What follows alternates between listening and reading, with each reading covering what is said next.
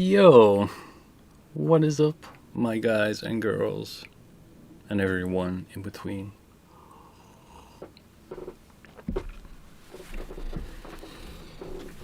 Am I live? Am I audible? I believe so.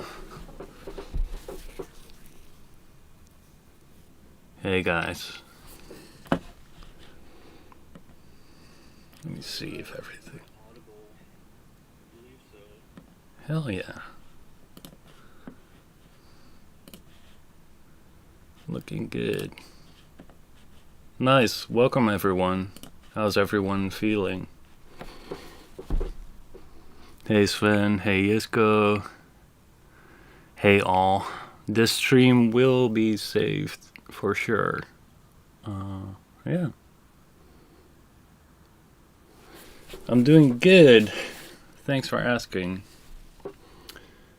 Had a busy day today, and now we're getting into some more mastering, so should be fun. And mixing.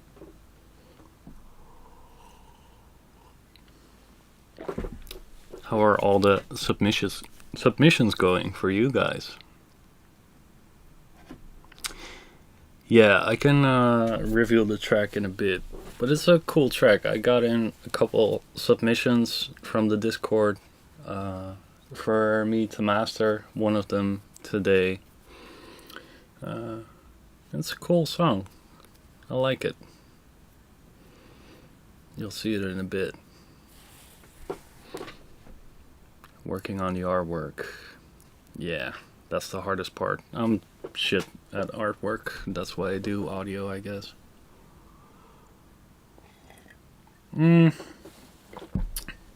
Kinda depends. I can do like an album in a day. So that would be 12 songs, but an album is usually a bit more easy because it's you have to sort of balance everything together and make it one cohesive thing, for me at least. So yeah, that's a bit more easy than doing 12 separate songs of completely different genres, but I'd say between 8 and 12, if that makes sense. So yeah, I did 4 songs today, so it was a pretty chill day.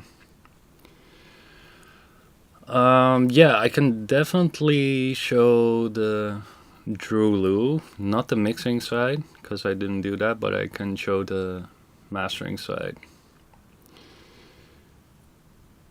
I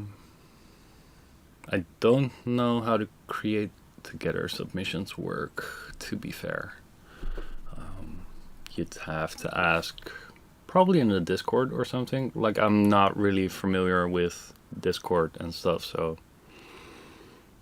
wish I could help you there, but I'm not the one to ask. Sorry.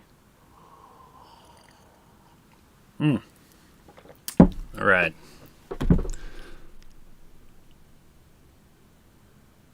Right. Thanks, Wen. Appreciate you. Cool. Yeah, so I have a couple of things that I'd like to do today, and we'll see how far we get and if there's any questions coming in the meanwhile. But I'm mastering one track that was submitted to me via the Discord chat that I'll open up in a bit. I have a mix and master project I did for the Nicholas. And also some stuff I did for Simfane, if you guys know him. He's a brilliant Dutch guy. Yeah, makes amazing stuff. And I have some stuff from Duskus I can show, and from Drulu. Maybe Flaws, I'd have to check with him, but I'm sure he's fine with that. But yeah. Let's just get into the track mastering today, I guess, and we'll take it from there. To answer Mr. Hilroy real quick, do you generally master all Bipper releases? No, I don't. I'm just here for the artists that, yeah, maybe don't feel confident enough to master their songs themselves, or just want a different perspective on it. So yeah, I don't do everything, but I do quite a bit. Excuse me. Cool. You can definitely master on headphones. That's how I started out.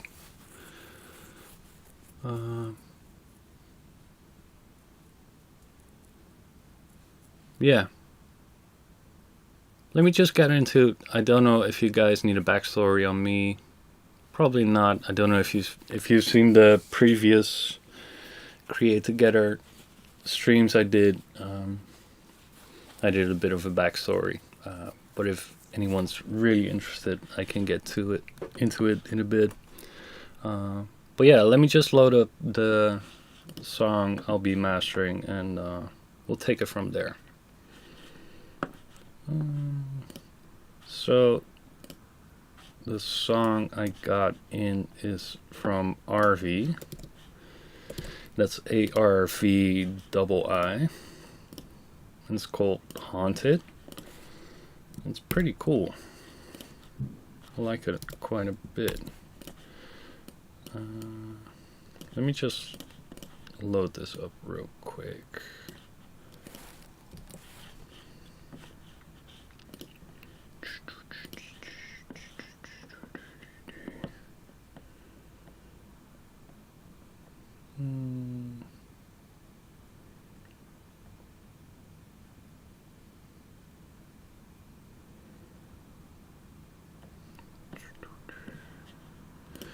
So usually when I get a song in, here, let me just show you this. So welcome to the weirdest looking Ableton alive. This is called Wavelab, and it's a program or DAW specifically made for mastering. And I like it quite a bit because it has all these features that are really great for mastering specifically, like metering stuff here, and the wave scope, spectroscope, stuff like that, time code, which can be really handy sometimes. Yeah, it's I'll show you, like the Drulu album. It came really handy for that project specifically, because I can just bounce out like the whole album in separate tracks in one go, for instance. Make it in 16-bit, 24-bit, all the sample rates, whatever, and it's just really efficient and easy. And I can also do like final pre-masters, DDPs for CD manufacturing. So it takes quite a bit off my hands in terms of time, because otherwise I would have to bounce out every track separately, and it's just messy. This program is a lifesaver for sure. So let me talk about the setup real quick, because you see 3 tracks and 2 of them have audio, which are exactly the same audio. And the top one, so this track, let me call it Catch, because that is where I'll be recording the final master. Because I have this mastering interface called the Lynx Hilo, and it's a beautiful interface. And what I do is, so I have the track here, I put all my effects, for instance, let's smack this thing on. I think y'all know this thing. I can do all my effects on here, and then I send it out of my interface, like literally through these cables. Let me grab these cables real quick so I can show you. So I have two of these very short cables, and it just goes line out into line in, or the other way around, I should say, line out, line in. And for me, it gets, it just creates this beautiful 3D image in the masters I do, which is really handy with most of the electronic stuff I do. So yeah, let me just plug this in real quick.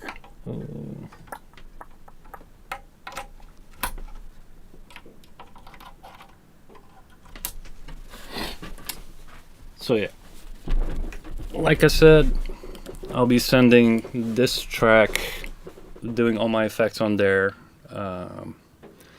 sending it out of my interface and back into the computer again, into this track, and then I'll do some final limiting if necessary. And before I start doing anything, I just usually listen to the song first, from front to back, to see if, to see how it sounds, what it needs, if there's anything missing, if I need to do any isotope or X stuff like declicking and whatnot.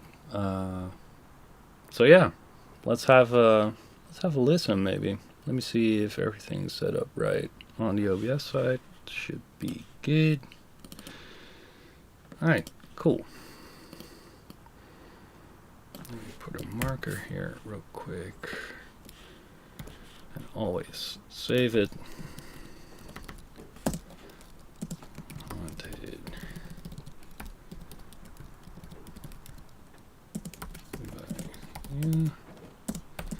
Biesta M1. Cool. Alright, let's just have a listen, and I'll give my first thoughts, and we'll take it from there. Like usually my first thoughts are sorta on the money, or I have some general ideas of like where I want to go. And we'll just try that stuff out, I guess. And yeah, let's have a listen.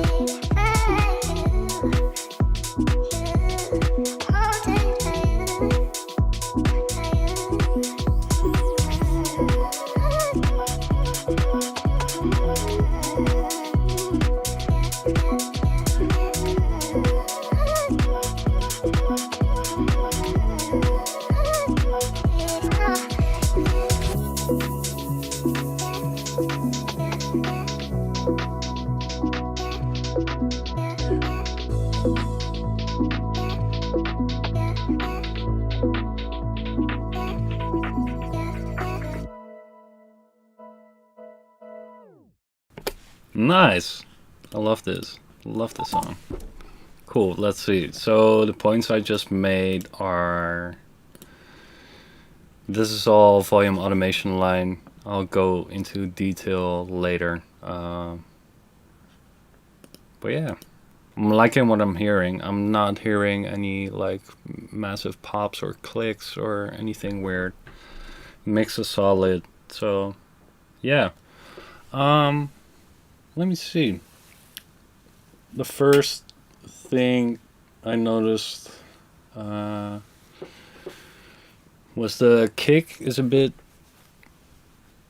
I think in general, like the whole track could use a bit more energy and a bit more flow. I think I want the drops to pop out a bit more. Um, and yeah, so I want that kick to be a bit more solid. It's also clashing a little bit with the low end, with the sub, in my opinion. So yeah, those are like the two main thoughts I have right now. So yeah, I think I'm just gonna turn my mic off for a bit, get to work, like you guys don't exist. Y'all can just be a flag on the wall. And I get back to you once I think I have what I need to have. And if there's any questions, feel free to drop them in the chat for sure, and I'll get to them later. Alright, cool. I'm gonna have some fun. Be right with you.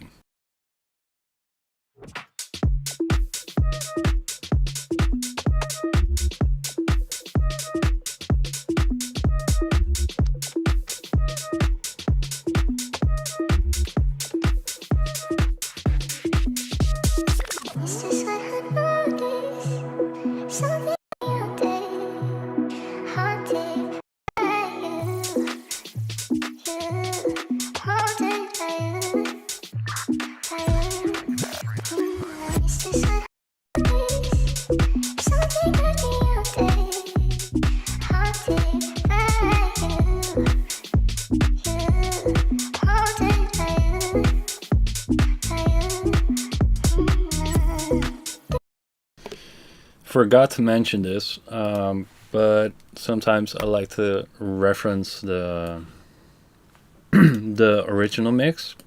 So if you see this blue ear icon, like in the bottom hand corner right here, that means you're listening to this track, which is the unmastered version. So yeah, just wanted to say that.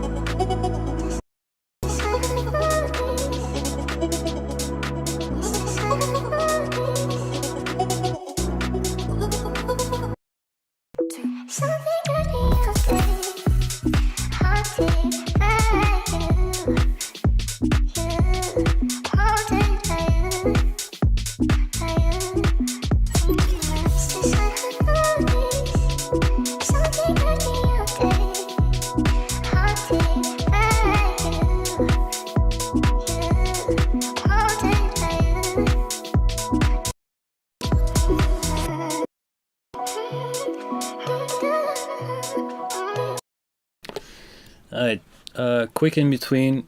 It might be that I'm gonna get quite a bit louder in a bit, just FYI, so keep your hands on your volume knobs. Alright, back to it.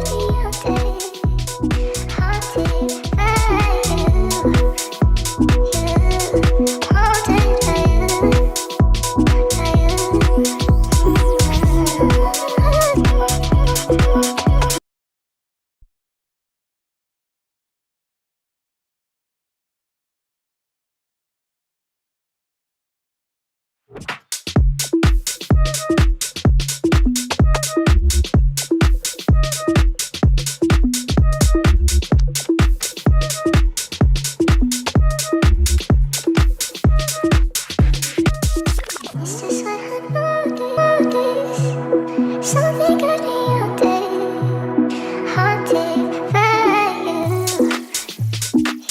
Haunted by you. It's just what I notice. Something good in your day, haunted by you. Haunted by you.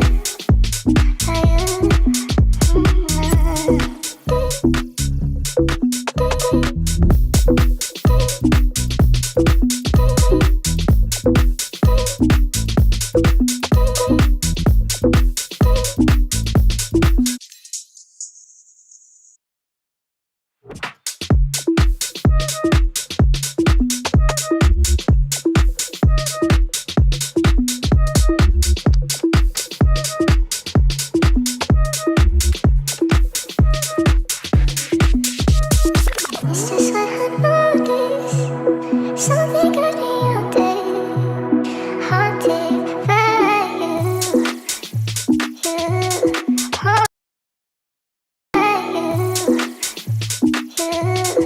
Haunted by you. It's just what I notice. Something good in your day, haunted by you. Haunted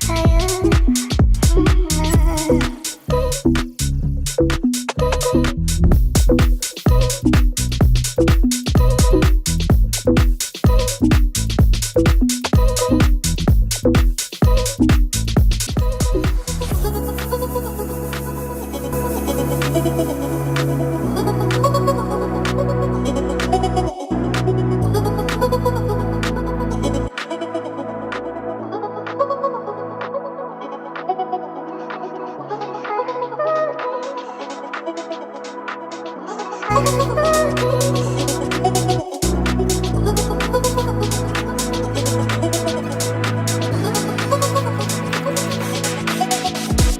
It's just what I noticed. Something good in your day, haunted by you. Haunted by you.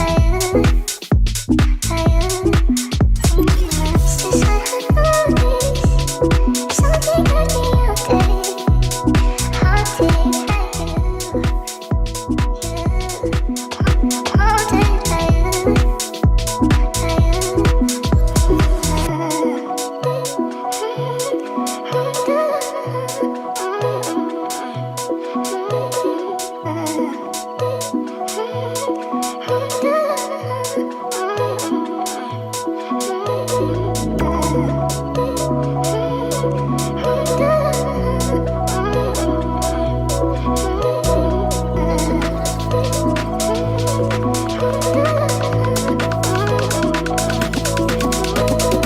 It's just what I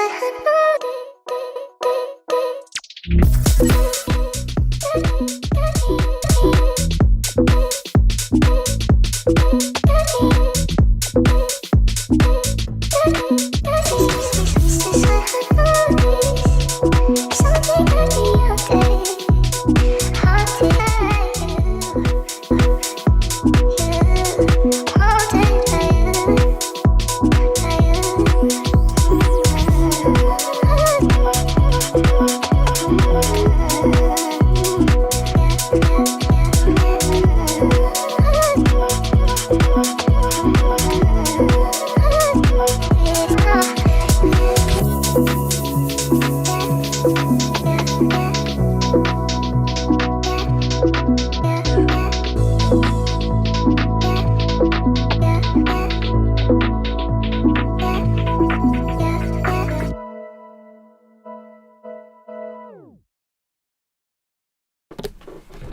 Yeah, I think something like that would be a first pass for me. So yeah. Any questions so far? Let me see. Let me just record this in to the project real quick.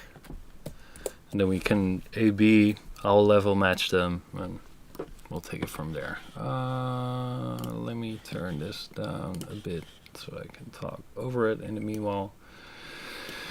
So what I'm doing is recording out of my computer, going out of my interface and back into my interface again. And there's this sine wave that's in my template. That's always in my template at the start.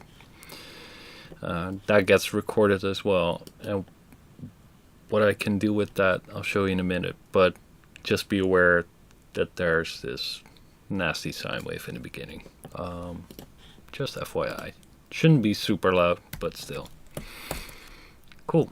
Let me just record this in real quick and I'll take a look at the chat, see what's happening.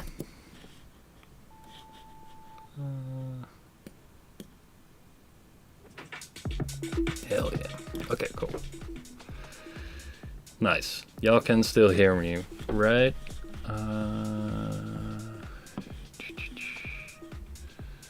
Let me see, where's my mouse? There it is.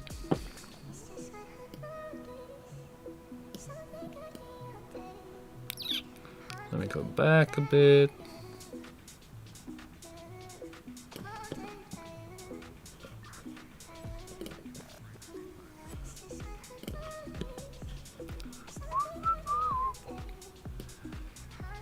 Yo, Wayne Brando in the chat. How you doing, man?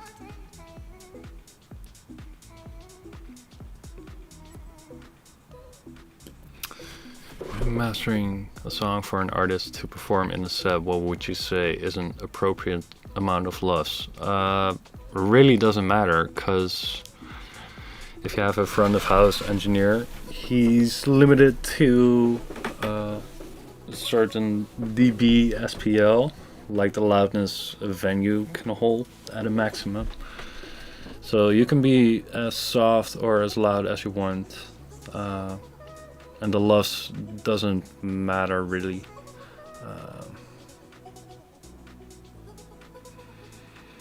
Yeah, I think like the whole loss debate is a whole thing in and of itself, which is interesting. I've come to care less and less about it. It's just more the sound you want to go for. If you want to go more compressed, more saturated, more clipped, more whatever, the number is just a target and it's not an end by all means, if that makes sense. But yeah, I think like in most DJ situations though, -6 in the drops. So -6 short term or in that ballpark is definitely doable. Yeah, I've had tracks that sort of short term peak at -3 as well. So, and I've had songs that peak -10 short term. So there's really no right or wrong. Maybe in a DJ context is different. But yeah, I'm not shooting for a specific loudness. Like every song has to be that loudness. No, it's yeah, it depends. No, this is not Bitwig. It is Wavelab Pro by Steinberg, who make Cubase. So I was just explaining earlier how it's a mastering specific based software, which is really handy for me with the work I do. Yeah, it's great. Let's see.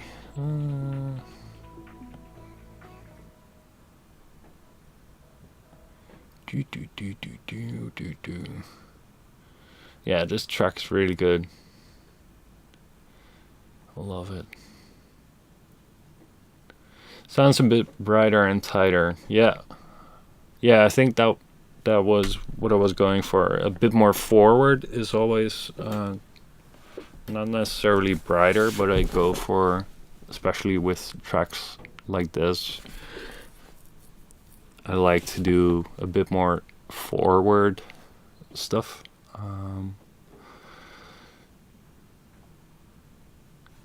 So yeah, let's see. Curious why you have multiple limiters going on. We'll get into that in a bit. How long can you usually go before you go crazy and need a break? Usually every hour.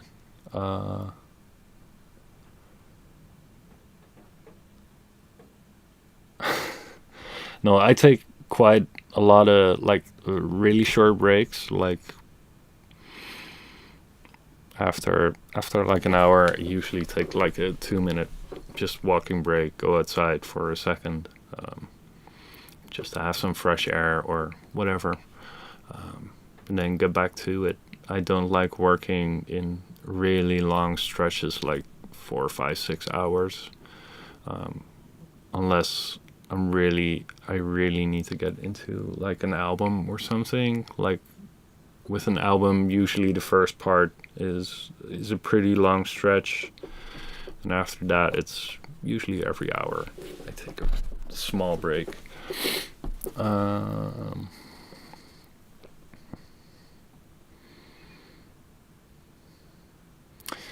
Yeah, the reason behind recording it back in is because I'm going through my interface. So I'm sending the audio out of my interface and directly back into it. So I need to record it.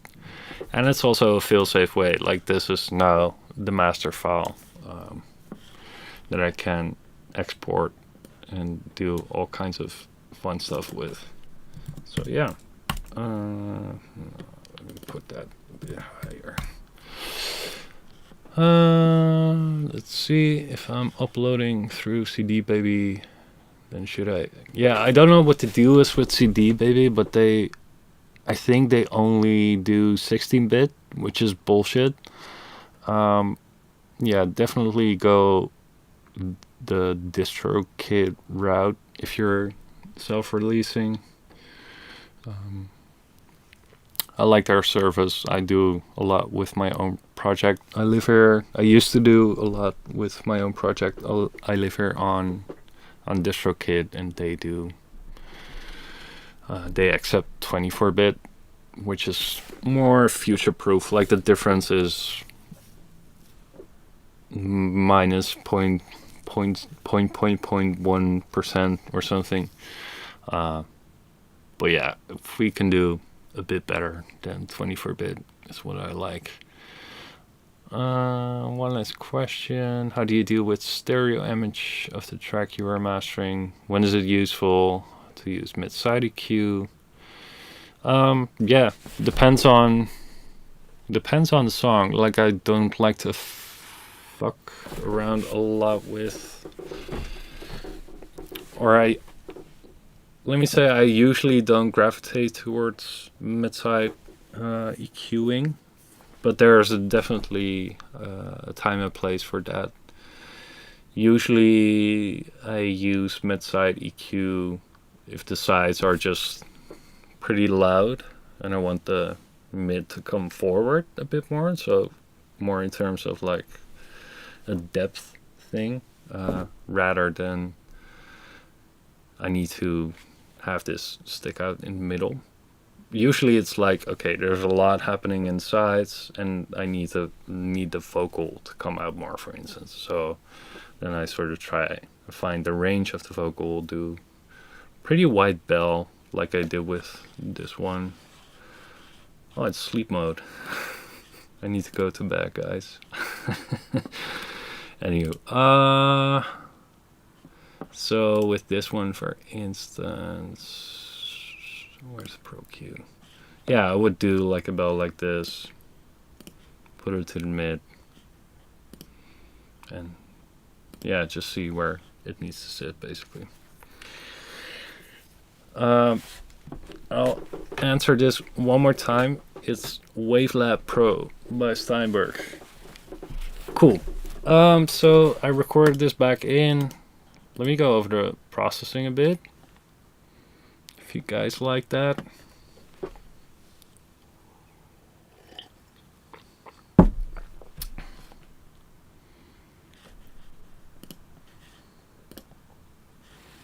Let me see how it sounds real quick in comparison.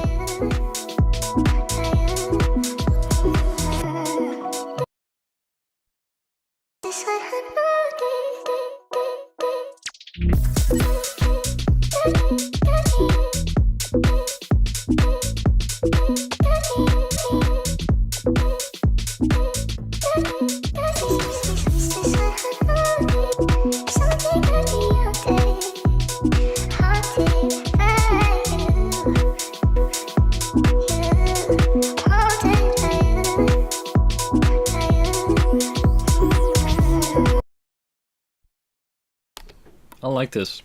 I like this version. I think it pops out a bit more. Yeah, kind of like it. Let's see. So, in terms of processing, here's what I did on the clip. So, on the audio bit, did a bit of volume automation, just some minor stuff to begin with. So, this volume automation is what goes into all these effects. So, it's pre whatever is here. I could also do it post if I'd like that, but I usually do pre because I like how it affects 9 out of 10 times I like how it affects the processing I do. Cool. Then into the plugins on this side. Can you see this? Yes. So this plugin is like 9 out of the 10 things I use are sort of modeled after hardware stuff. Yeah, I don't know why I gravitate towards that stuff. I think it's the not seeing any graphs, which I like the most. So I usually do it by ear more. And I've been using all these plugins for, except for Sooth 2. I bought that this past week. But all the other plugins I've been using for quite a bit. So yeah, I'm used to hearing them, and I'm sort of used to the frequencies as well.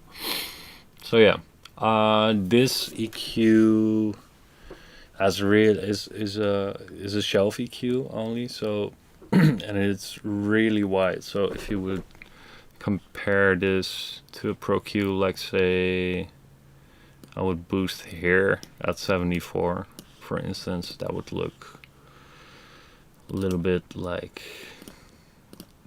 so this is exaggerated, but it would look like this. So it would nearly end at like 1K. So that's quite significant shape, which is great in mastering because it usually lifts a whole part of the instrument group instead of just like a one confined thing. So that's what I like about it. Yeah, so I cut out a bit up until 30 because I felt like there was something happening in that low sub area that was flabbing a bit. I still hear it a bit in my compressor or limiters as well. So that's something I would get out, like ask the artist, like, hey, could you maybe take out some of that stuff, so it would be easier for me to make it a little bit louder maybe as well. Cool. So just half a dB boost at 7.1K, and then I cut at 70, which sounds weird, but does magic in my opinion. Yeah, so again, I wanted to get rid of that like low end rumble, or at least not eliminate all of it, but tame it a bit. So that's why this one is here. And this one was to accentuate the mids a bit more, because I felt like it was a bit bass heavy. And I think when you do stuff around the 1K area, usually like the whole track pops out a bit more, and it's also gives a bit more of the forward feeling, in my opinion. So yeah, that's the thing. Then we get into this one, which is a Pultec EQ, which is another very interesting EQ. I don't know if you guys know it or how to use it, but I just used this part, which is the low frequency 30 hertz, and it has a boost and an attenuation knob. Let me put this back. And the fun thing about a Pultec is, why would you boost and attenuate at the same frequency? Well, the way a Pultec works is you boost at a frequency, and then the attenuation happens a bit higher. So it creates even more space for the boosted frequency, if that makes sense. So that's why I like, especially on low end and like a bit more high mids. Like I didn't use it here, but sometimes I like to use like 16K broadband and boost it a bit. So yeah, that's the Pultec EQ. And here's another emulation of a hardware thing. Oh shit, Nikita the Wicked in the chat. What's up, fam? Anywho, compressor that is modeled after a Manley Verimu, and I think the original piece is like $5,000, and this plugin is $100. I kind of like that, being the cheap Dutch motherfucker I am. But it's a really slow compressor, so it sort of ties it all in without losing all the transients, which I like a lot. Let's see, like I'm not doing a lot of compression.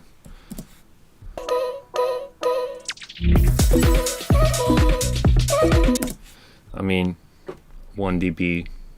It's sort of slowly moving. I like to stay within that range, and if it goes higher, I usually turn the mix down a bit so it doesn't get too smushed. So yeah, that was the compressor. Yeah, this is another thing I like to do quite a bit, which is, oh, sorry about that, which is to boost a couple of frequencies, like in the mid-range, especially if the low end's already heavy. I like to boost more of like the lower mid-range, and then high end, just to give it a bit more air. 18K, yeah, boost that 1K again, boost a bit of 270, where for me the like the thump of the snare or clap type thing lives. Yeah, sounded good to me, that's why I did it. Okay, so a little bit of soothe too, and then I go into my limiting Fiesta. Yeah, I do this quite a bit. Reason being is they all have different sounds, and especially the order of them. Like the Ozone 9 thing is a bit more has a bit of a character. So yeah, that's why I like using it. While the L2, the Pro L2, is pretty clean. Yeah, inflator inflates the whole thing, and then this at the end of it all. So what I recorded here then goes through these two limiters, and these two are simply for safekeeping. So what I do is, let me see. So when I go out of my interface, I typically send like -1 dB out to make sure there's no true peaks going all over the place, introducing more distortion. And then what I do is make up for that with 1.2 dB. And I don't like using true peak a lot, just on the final thing, which is not really doing anything. Let me see real quick.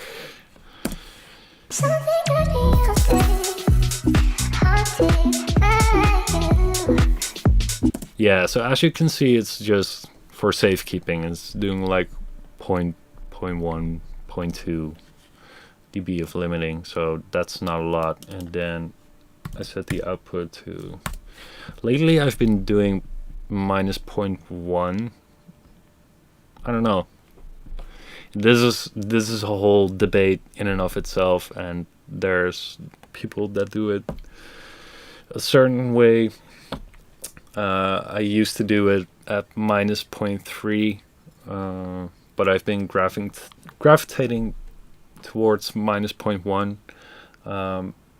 Definitely do not send your tracks at -14, -2 dB true peak to Spotify, because it's gonna sound like shit. Honestly, all the tracks I send are as loud as they need to be, and then the true peak or the output is usually set to -0.3 or -0.2.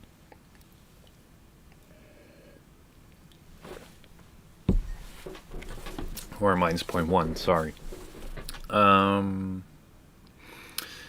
The reason that I do that is because I want to future-proof my stuff. If like Spotify and Apple and whatever at some point in time say we're gonna ditch the whole audio normalization thing, then I'm fucked, because I've mastered all my songs too soft and at -1 or 2 dB true peak, which makes no sense to me. Spotify, Apple, whatever, they're gonna do their thing anyway. And to me, the how do you say that? The difference is so small, so subtle, that I don't really worry about that a lot.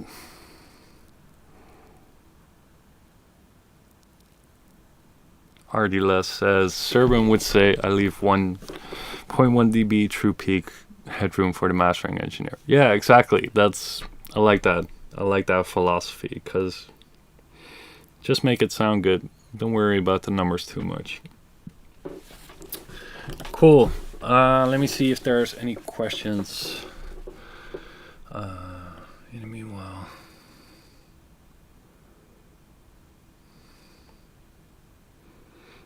Oh, thank you, Nikita. Appreciate you. Your songs are amazing. So thank you for your trust. I don't understand what that small XLR cable is doing. So see it as, how would I explain this the best? So there's two of them to begin with, left and right. So basically what I just do is line out, like if you would have a separate pair of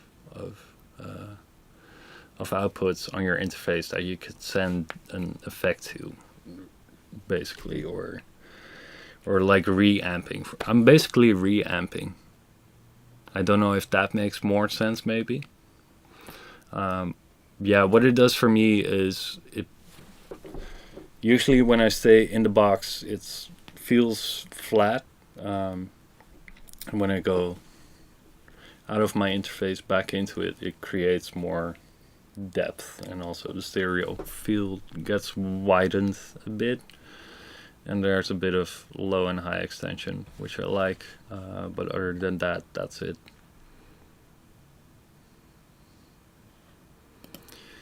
Thank you, Lewis. Appreciate that. Cool. So yeah, that would be the master for this track, and then if I were to send out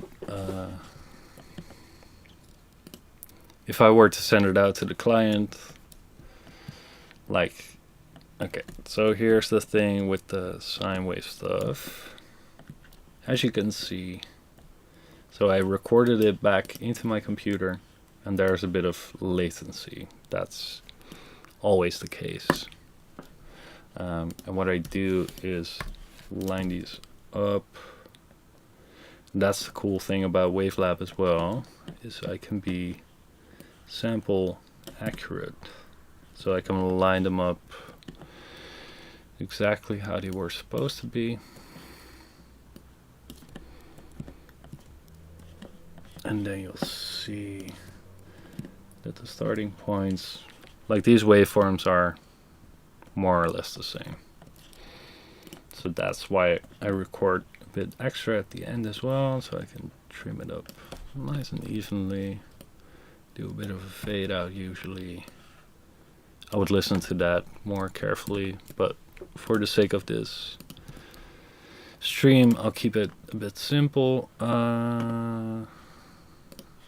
Yeah, let me just go through the process of how I would deliver this. So let me see. Then I would bounce it out. Oh, damn. Let me check this. Yes, looking good. So what I do now is render out a 32-bit 32-bit version of the master, which gets sent into a new project file, which I'm going to save, copy the file name, and call it deliverables. Now why I do that is because I can then throw in my dithering, which is the good old good hertz, good dither, and then I can make it's 48 kilohertz, perfect. Folder. Let's do it like this. So that way I can easily make a bounce file that's in the correct bit rate, which is 24-bit right now. And it just is the quickest way for me, and I would send that out to the client or the artist and await their feedback, and yeah, that would be it.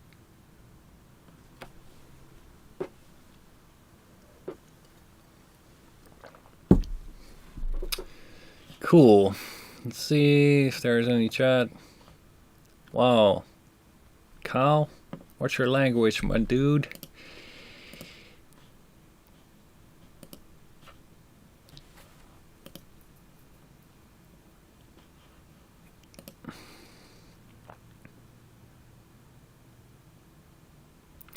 Yeah, I also get a lot of lab mixes that have no headroom whatsoever. I had a song last week of a good friend of mine who's a mix engineer, and I work with him quite a bit.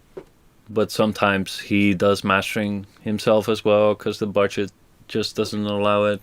Um, and he sent me this one track that he convinced the artist to have me master it, and his project blew up.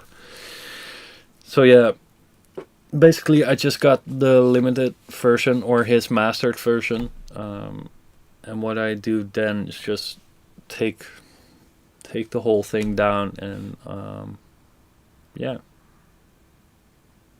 do my processing, and if I can make it better, I'll try to make it better. And sometimes the case is that I'm not making it any better, and then that's the master. So yeah, there's a million ways to go about this. Um, cool. Let me see. Who wants to see a mix project?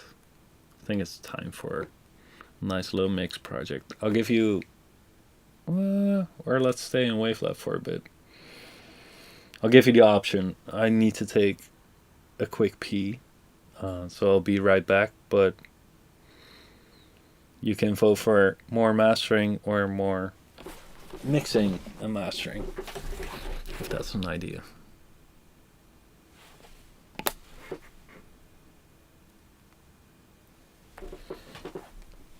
Cool.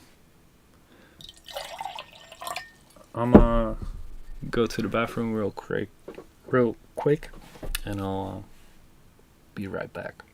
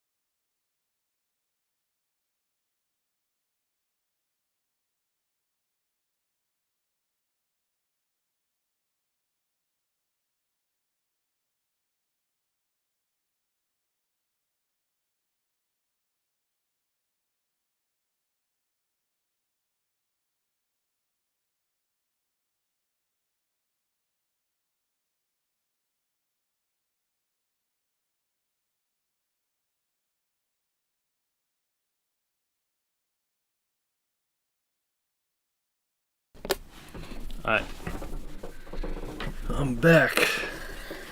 Let's see.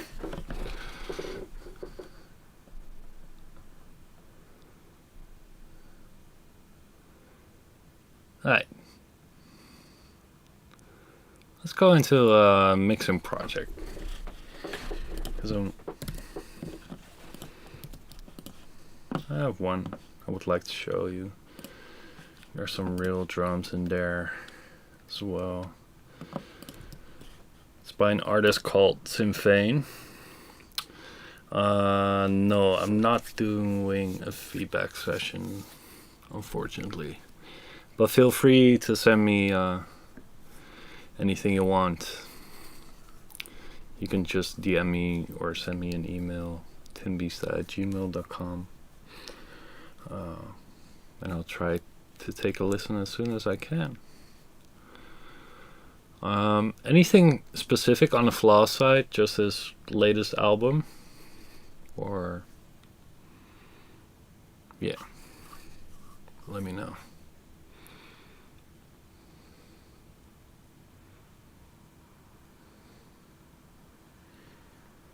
Cool. I'm just waiting for Pro Tools to load up.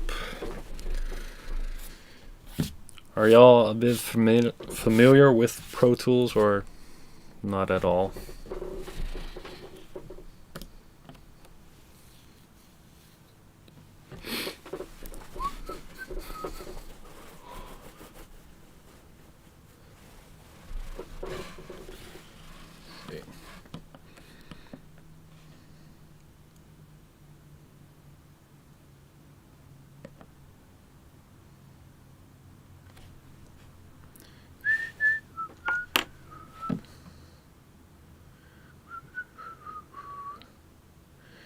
Do I have a favorite mixer? Ooh, I have a couple. I'm a big fan of Chad Blake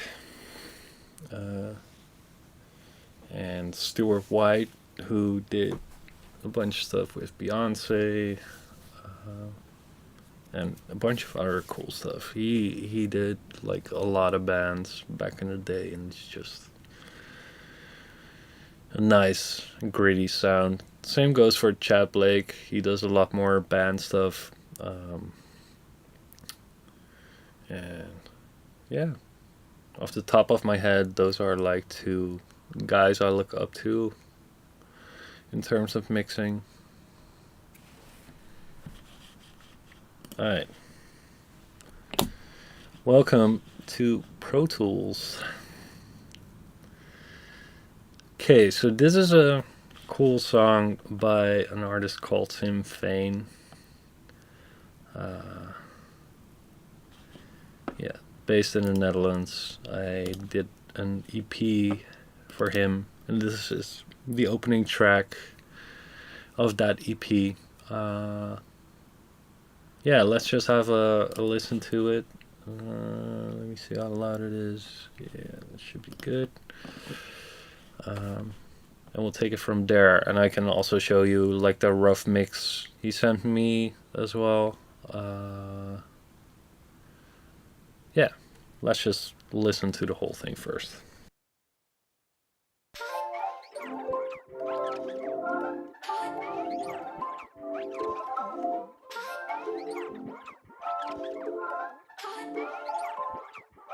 We could be. We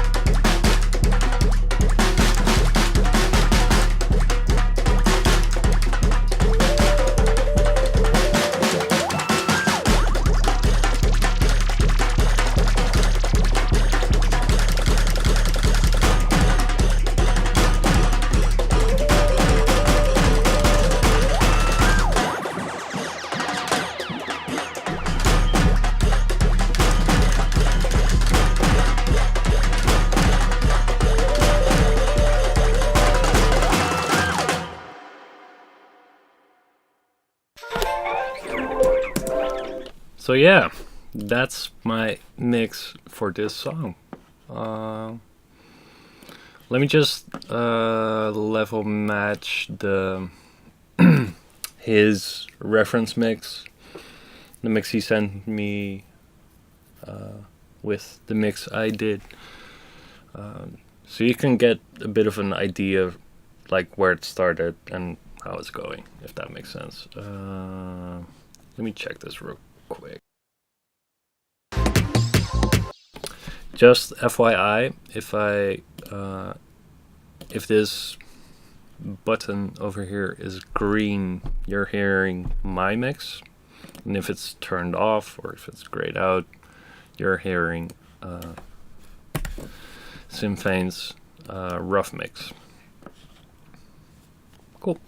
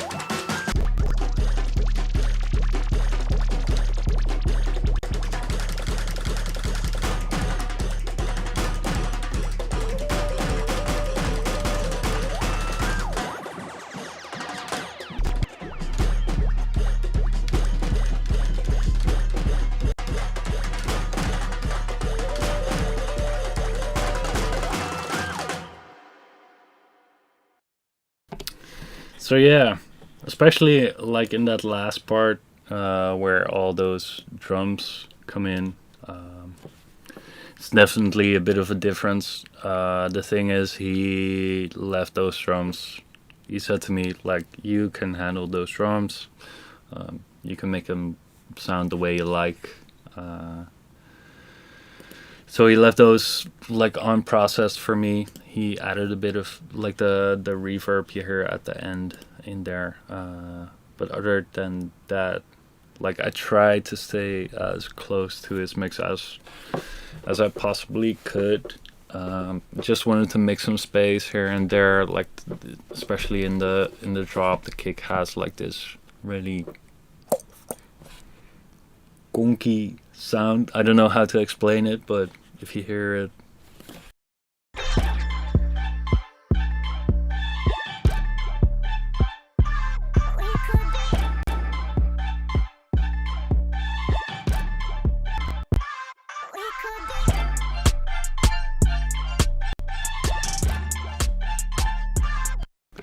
And also his mix is like unlimited on compressed on anything. He just leveled it a bit to get the idea going and then send it off to me for mixing and mastering basically. Cool. Yeah, let's just go track by track and I'll explain my process a little bit, and I'll explain Pro Tools a bit while I'm at it. Let me see if this has no automation. Okay, cool. So this can be turned off then. Yeah. So for anyone who doesn't know Pro Tools, it's basically the same as an Ableton would be. these are your plugin slots, and these right here are your sends. You have to make those yourself in Pro Tools. So this is a send, for instance. So I'm sending stuff from the kick track to an aux or a bus send. I don't know what it's called in Ableton again, to do some parallel processing to it. Yeah, let's see. Let me solo that kick real quick, see what it sounds like.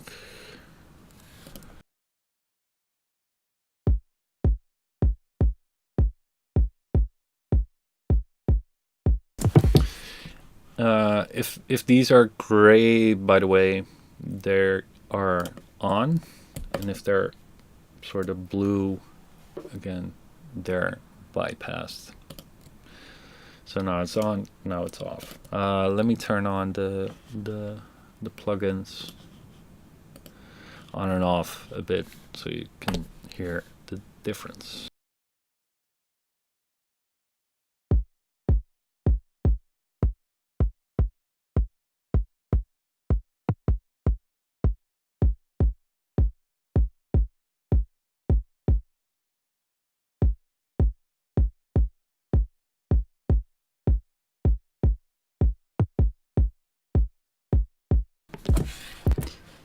Yeah, so not a lot happening, a bit of R bass, which is always an interesting one.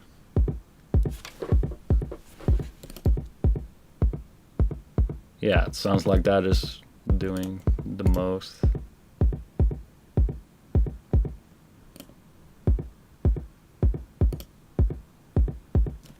I also really love this one. You'll see this quite a bit on this project as well.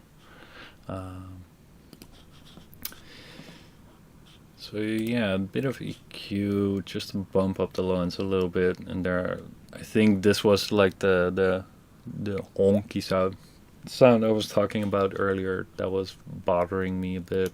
I wanted to get that out of the way, make some more room for the bass. Yeah, a bit of a R bass boost and a bit of sort of tube saturation to give it some more. I wanted to give it because it felt like it was all low end and no sort of low mid range, which is what I kind of like in a kick, especially with his 808. I don't know where it is. There it is. But yeah. And then I'm sending the kick track to an aux, which has Devil Lock on it. Omnipressor, which is a thing I stole from Chap Lake. So yeah, he's definitely one of my favorite mixers, which is an expander. Is it in expander mode? Yes, it is. And then a bit of no EQing. Nice. I think that's part of my template. So the EQ is just there if I need it. Didn't use it this time. Left it on. Didn't look at it. It goes like that sometimes. I'll be just working and like there's a bunch of effect sends here that are part of my template that I didn't use as well. So yeah, it goes like that sometimes. Sometimes you're just working and you forget about stuff like this. So let me mute that send on and off real quick so you can hear the difference. It's adding a bit more saturation and stuff like that. More harmonics, which are always cool.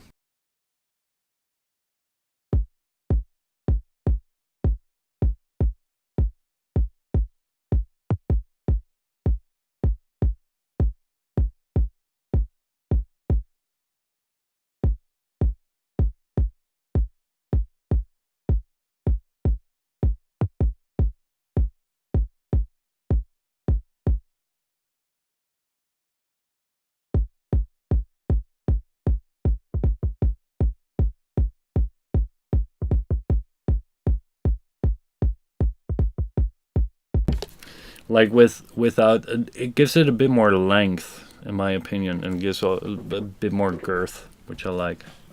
So yeah, that's that. Let's see what snare we have here.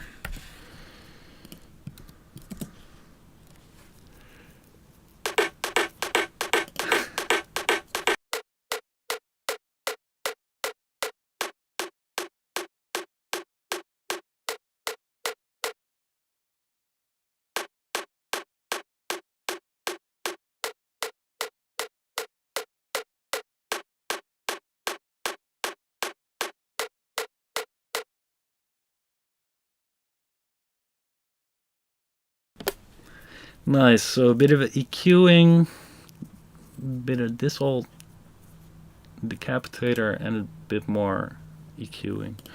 Why I like to do to EQ sometimes is that I like to, especially with either compression or saturation or stuff like that, is EQ into a compressor, saturator, whatever. So that I want to accentuate the sound that is going into the decapitator, if that makes sense. So I really wanted this 2K area range in this instance to be a bit more saturated, excuse me, than the rest. And then I sort of EQ the rest back in, or any annoying frequencies that may arise from either compression or saturation. I take that out a bit. So that's what I did here. And then there's another snare. Oh, excuse me.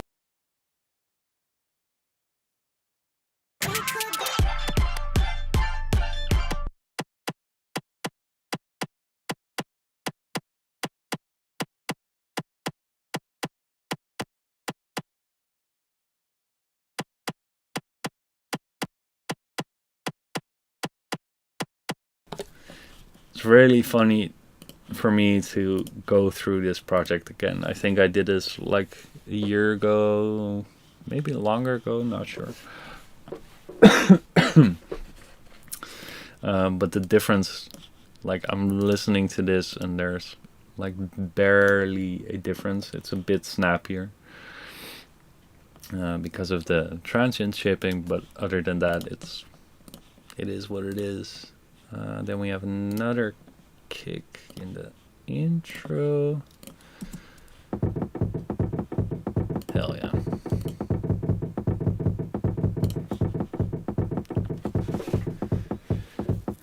Took a bit of this out in this one. Nothing special. Let's see. Clap.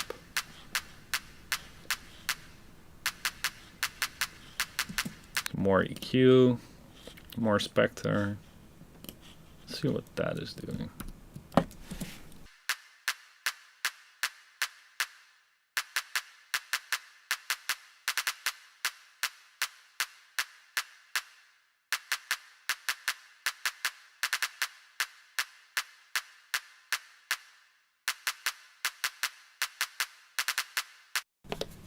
Yeah, like this part right here is doing the most for me.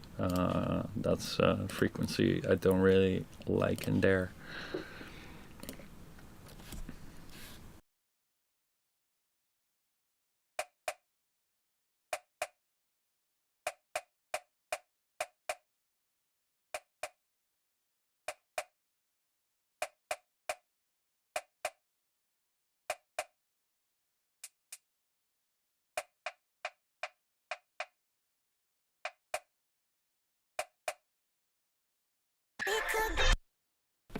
Cool. Yeah, just a bit more glossy top end on there. Like usually when I mix, I don't do anything, barely do anything solo. It's always in context of some other element. So like the differences might not be huge, but stacked up on each other, I think it'll make quite a difference. Let me see what happens if I'll solo the drums. like the electronic drums, and take off all the plugins, and you'll hear a difference for sure.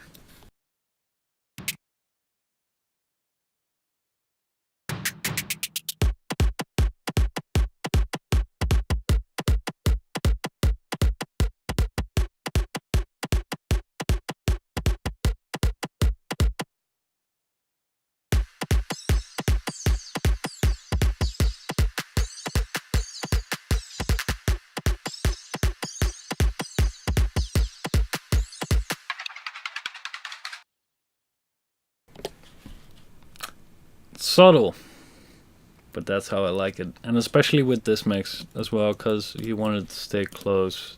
You wanted to have like the intention of the original mix he sent, but just a little more clear and little bit more space in there. So then I have those drums, and I sent all of these to a drum bus, and that drum bus is down below right here. Let me hide this because this is not used. So this is the drum bus, and I have some stuff on there as well. Let's see what's on there.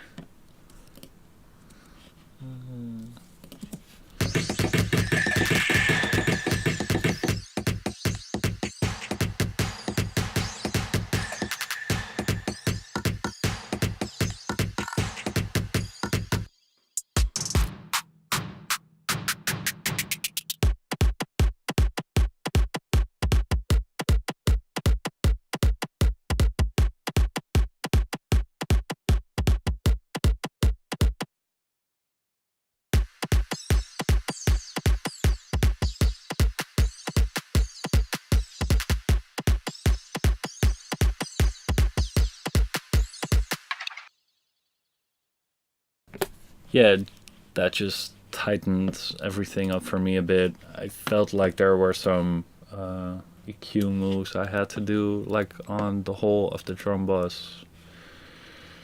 Did some EQing here as well. Bit of a dip at 300, 3 to 4, and then this limiter, which I quite like a lot as well.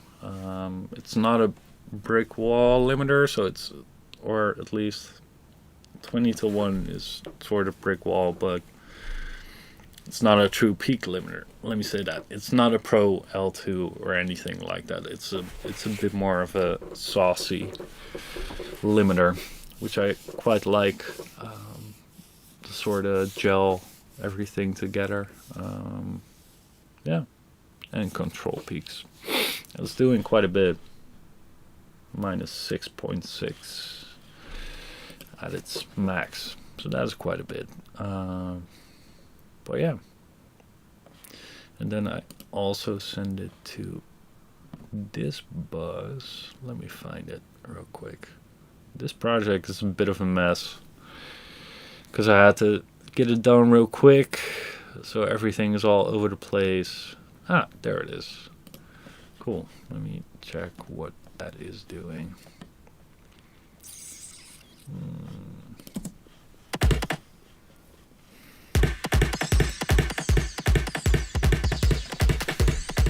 Wow, that's adding quite a bit. It's another saturation style thing. Bit of Devil Lock and shit ton of high end. Nice.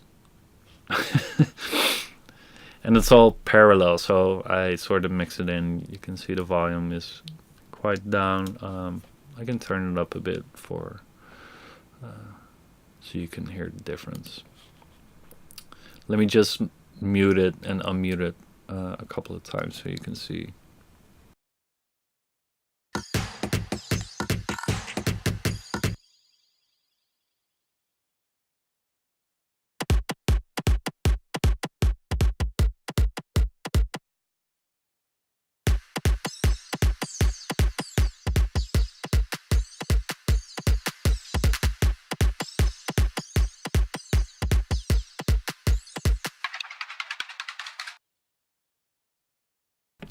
yeah, it just makes the whole thing a bit more forward, in my opinion, which I like. Cool. On to the bass. Yeah, I'll do. So these are the real drums they recorded, which have been recorded amazingly, by the way, by Thomas van Opstal at Studio Atlantis with Samba Familia, which is a brass band that hails from here, and they sound amazing. So yeah, let's see the bass. Not a whole lot happening, I think. Yeah.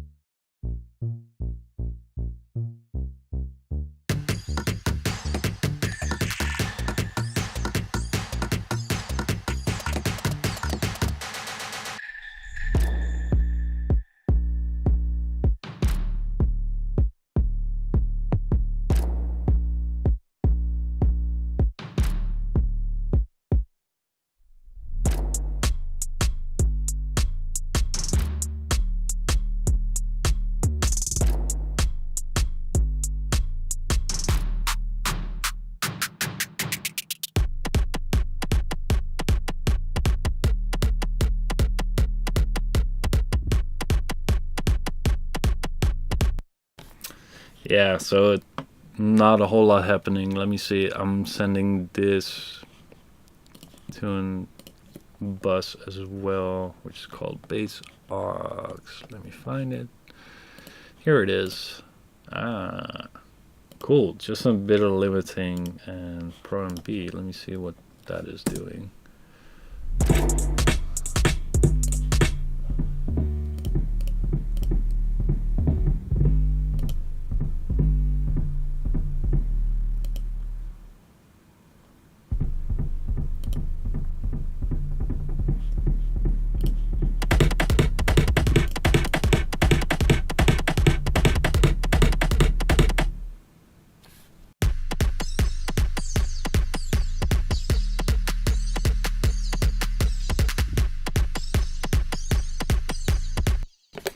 Yeah, it's just a minor bit of controlling, I guess.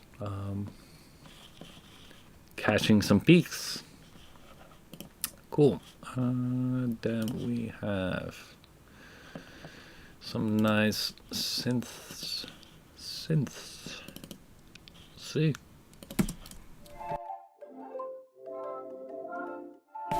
I mean, come on.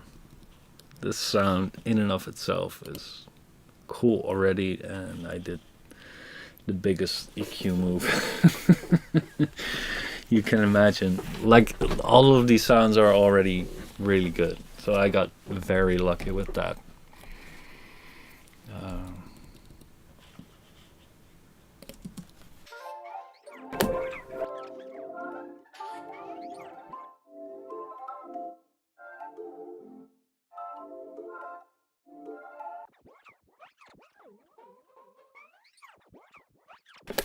Yeah, no EQing on this one, because why would I?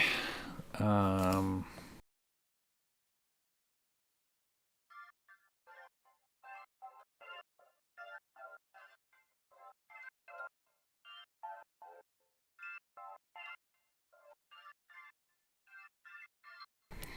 yeah, I tend to use micro shift, excuse me, when I want to get things out of the way, especially if everything's coming through the center and I want to have a bit more of a stereo image. I could use a chorus, could work as well, or some sort of spreader, or a delay, stereo delay with one side a bit later, for instance, could work as well. But my go-to tends to be micro shift for some reason. Cool. Let's see what I did here. Oh, okay, cool. This is interesting. So I duplicated this track, so this track and this track are the same. The audio is the same. The processing, as you can see, is not. So let me see what I did there.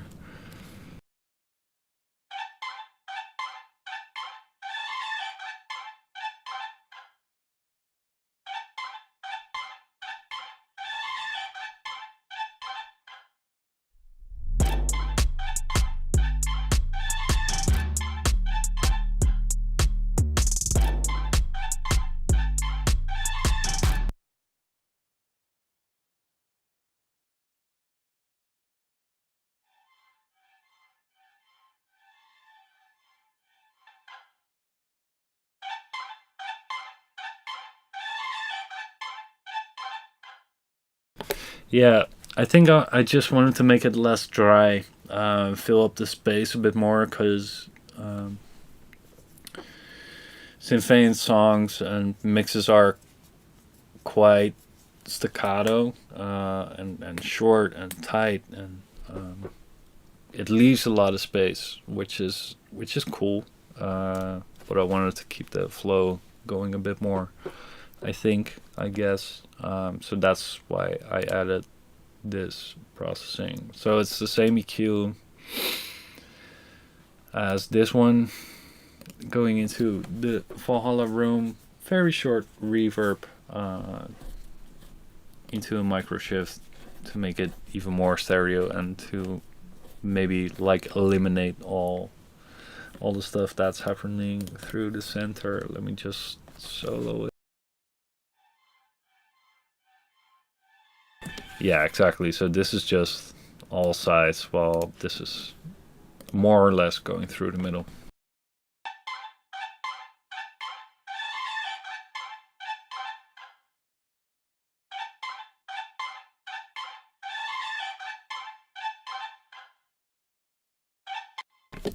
Cool.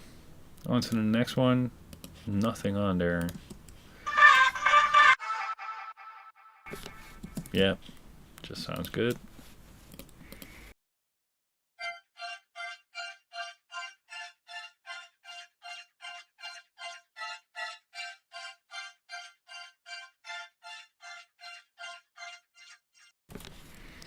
Again, not a whole lot yeah, like I said. It's just this was in the way, and I wanted to get a bit more stereo, but not all the way. And then we have.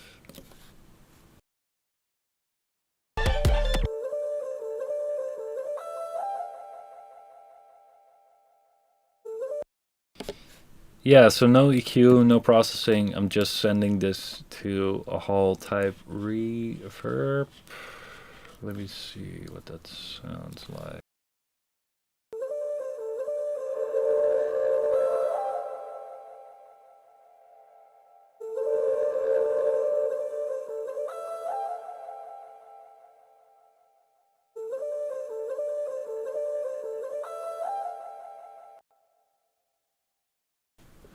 You can also just hear the reverb.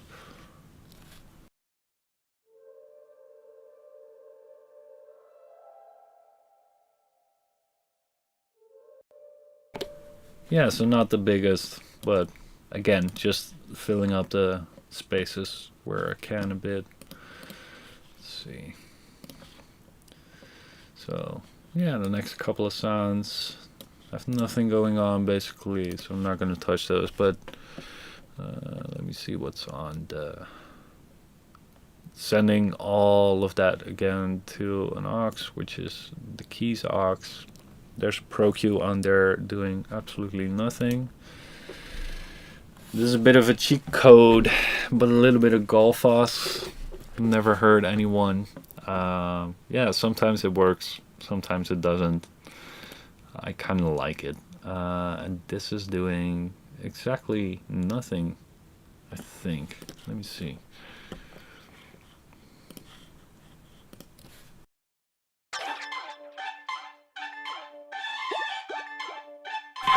Yeah, that's doing exactly nothing. So I could have taken these two off and called it a day as well. But while they're on there, it's okay to leave them on there. Let's see. Let me take off the. Let me solo the synths and just take off all the plugins that are on there, so you can hear the difference.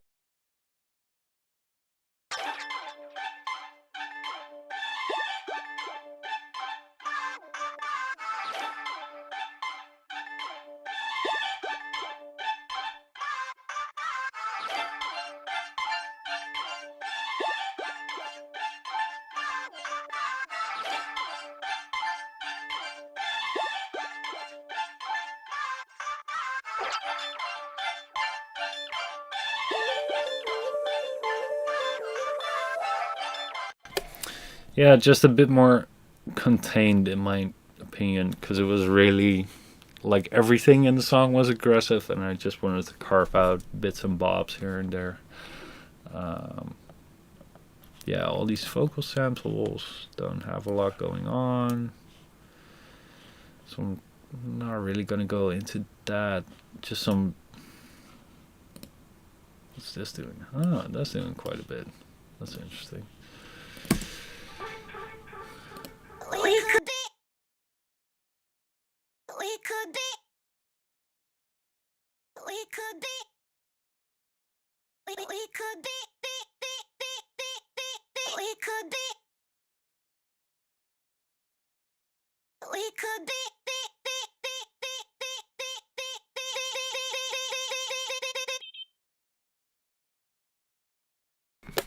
Yeah, just wanted to make this a bit more forward, I guess. Make it pop out and mix a bit more. Let me see if I did anything on the vocal aux. Nope, nothing. This is nothing as well. Tried a bit of Pan Man. Didn't work out like I wanted it to. Stuff like that happens. That's fine. Or that could have been a mixed revision as well. Like, yo, I don't want the Pan Man on there. I think this was mixed version 3. So yeah.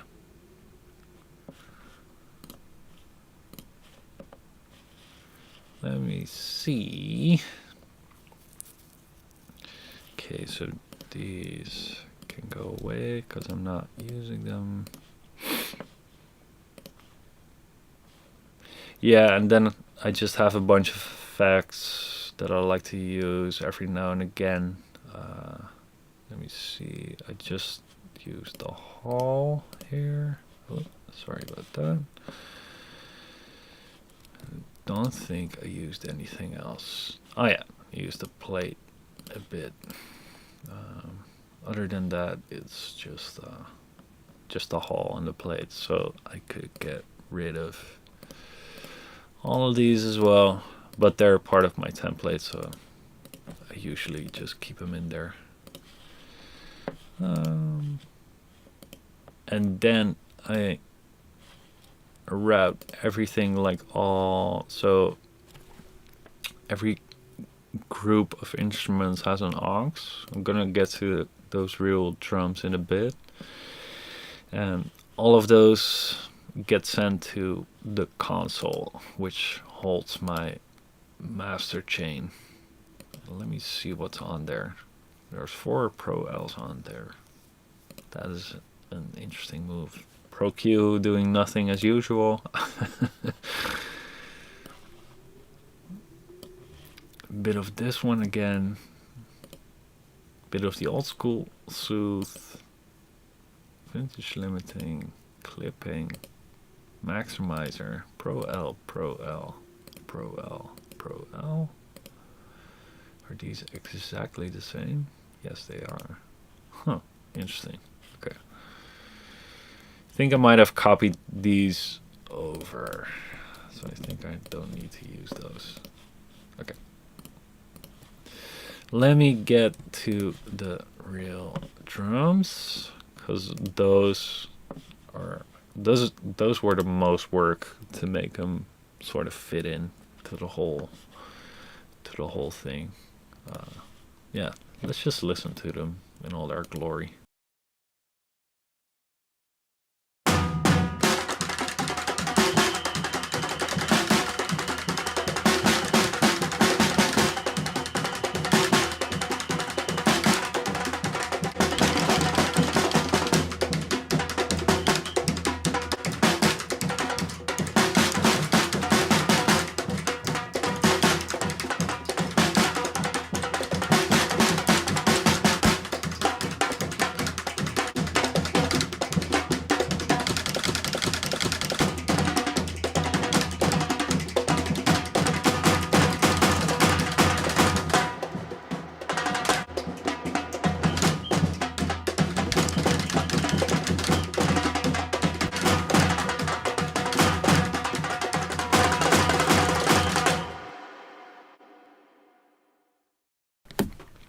So yeah, as you might hear, like the drums sounded kind of murky. It's all just recorded in a really good way, but just not mixed into the track at all. So this was a bit of a leveling thing, as you can see. A lot of processing going on, quite a bit more than the rest, but in a good way. So let me see what I'm doing. Yeah, so these first two tracks I'm sending into this one, which is then being sent into the real drums all group, if that makes sense, which is down below here. This one, and then it gets sent to the master bus. Let me see what I did here. Nice.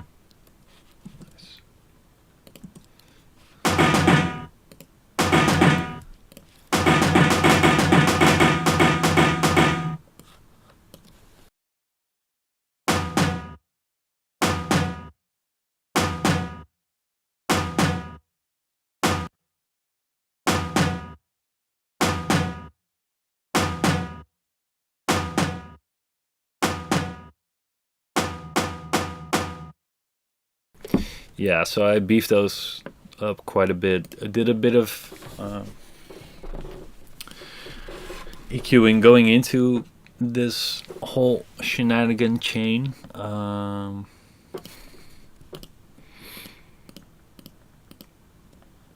Just to make it sound as good as possible. Anywho, bit of EQing, bit of the neutron exciter. I'm a big fan of this one for some reason. I like it. It's just a bit on the top end, nothing anywhere down below. It's just at 10K, adding tiniest bit of sparkle.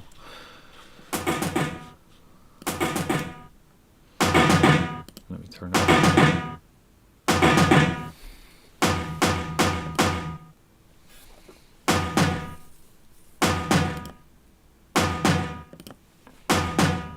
Yeah, it's just adding a bit more of the excitement that I like. Then we have this. What's it called? Compressor again.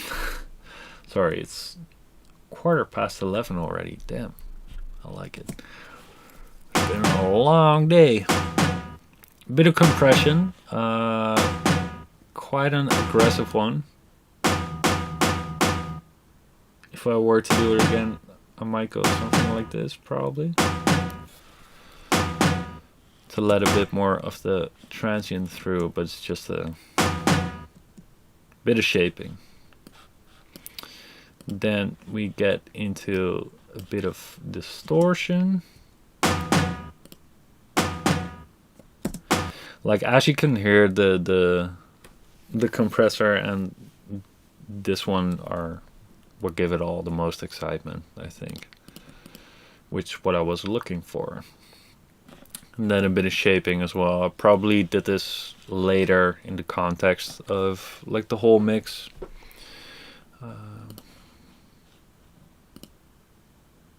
see, what is this? It's a verb. And I did a bit of the saturation stuff again, like the devil lock I showed you earlier. I'm sending it to that one as well to give it a bit more crunch.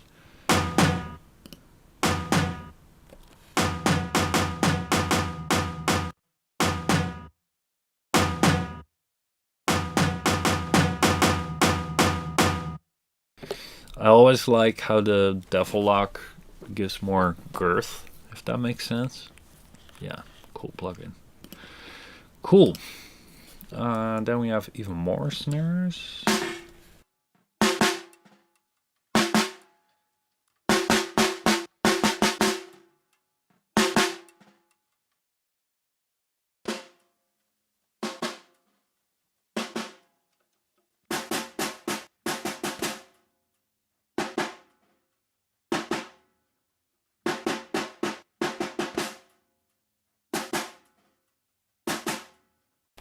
Wow, that's quite a hefty boost. Cool, yeah, I really like the sound of these room drums. I just wanted to have some sort of sizzle somewhere. So yeah, that's what I did with that.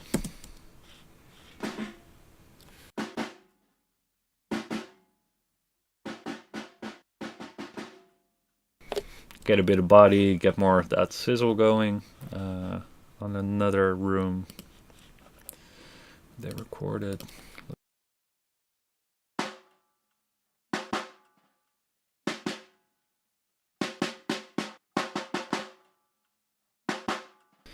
I don't know why, but this, like listening to this in solo, it sounds weird AF, but I think in the context of the whole thing, it's a nice one. And then we have we have all the samba stuff going. Let's see.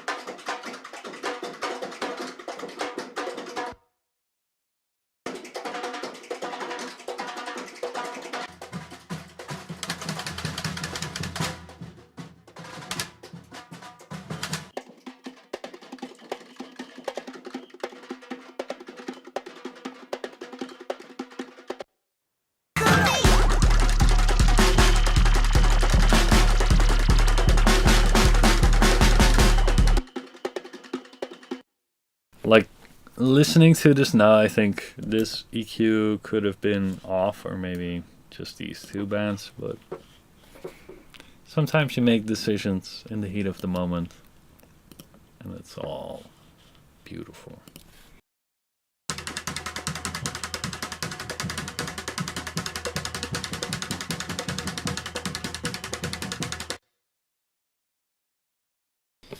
So yeah, that gets all sent to another bus again, to the rest bus, rest of drums, which has a whole chain going on as well, which is looks similar to where is it? Yeah, it looks similar to the snares bus. Let's see what that's doing.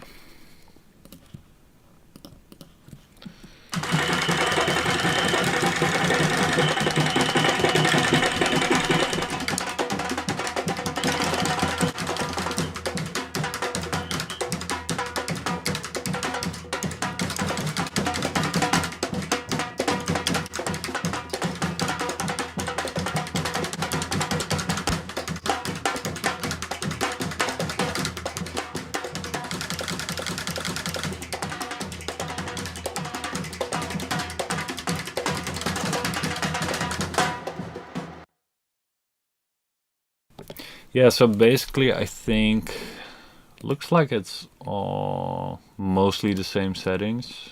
Yeah.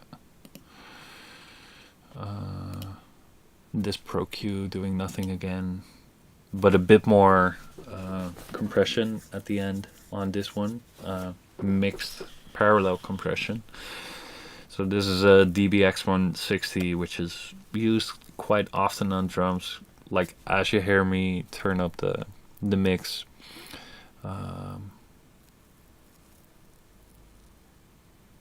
What was I saying again? Sorry. Just parallel compressed to get a bit more energy out of it, and then sending it to a reverb as well. Let's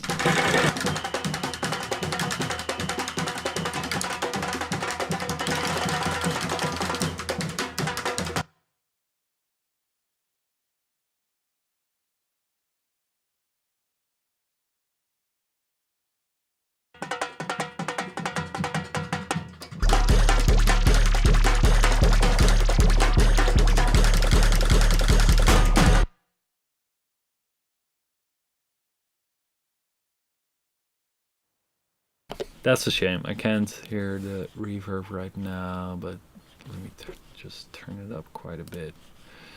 Let's see.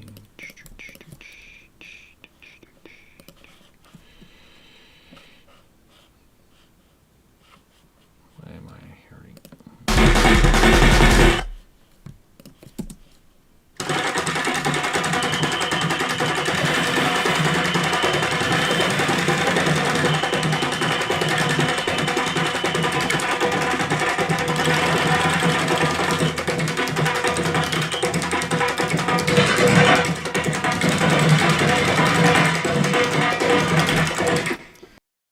Wow, that's a saucy little reverb. Let's see what's happening. Okay, very short into a bit of, quite a bit of saturation. Micro shift at the rescue. And then a bit of EQ to tame the whole thing. Let me turn this down again. Where was it? 14, something like that, probably.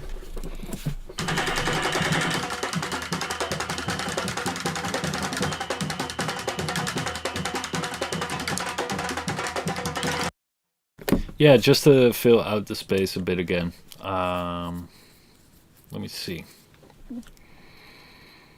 So basically that's all the tracks. And then it gets into this whole shenanigan. Let me just turn things on and off and see. Take it from there.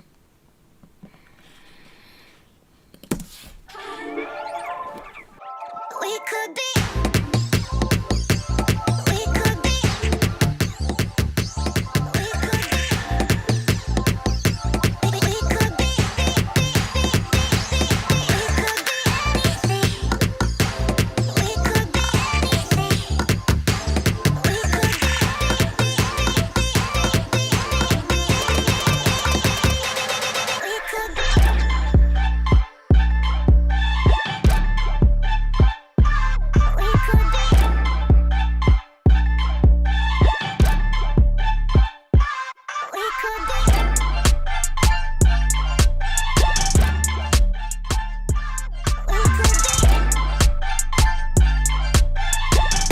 We could be. We could be.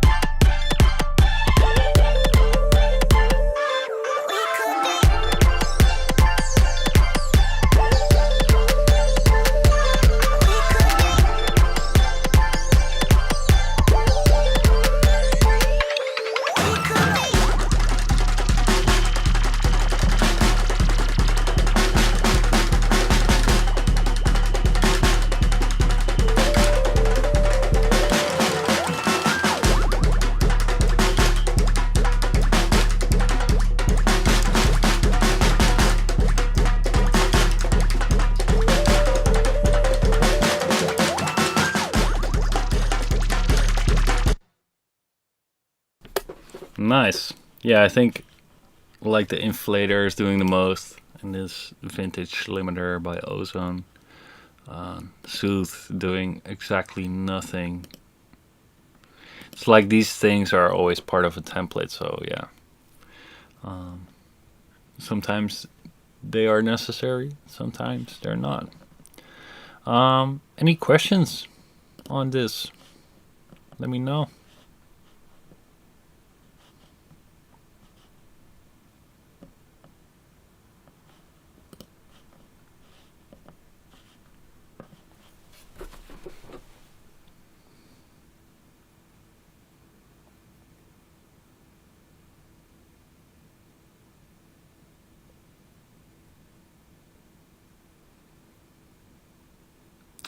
Hey, Ringo Man.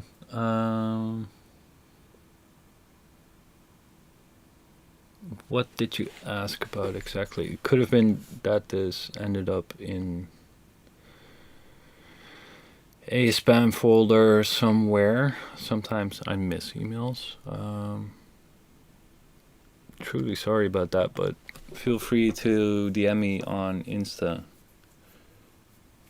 Only you, a few words from you would really help. Yeah, if you have any questions, feel free to reach out. And if I don't answer on one medium, try it through another medium. Sometimes the internet just doesn't work. So yeah. Cool. Yeah, the reason for the multiple limiters is mostly sound difference in different brands of limiters, and also stacking.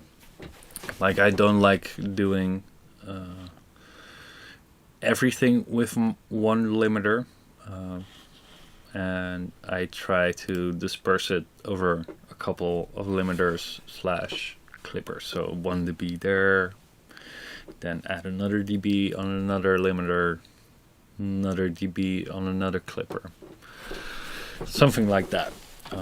It's usually just through trial and error that I get there. Yep, I'm a big fan of limiting. Cool. Let's see. What time is it? Yeah, we can still do something. Let me grab my Red Bull real quick.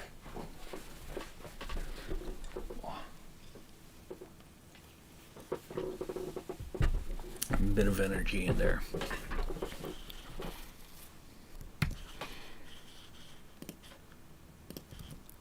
Cool. I think it would be fun to show the Drulu stuff. And I think I need to do another one of these sessions, or maybe a couple. Thank you, man. Appreciate it. So I can go a bit in depth, a bit more, because now I'm just showing. It feels like I'm showing a bit of random stuff, which is fine, but yeah, could be more specific. Let me open up that Drew thing real quick.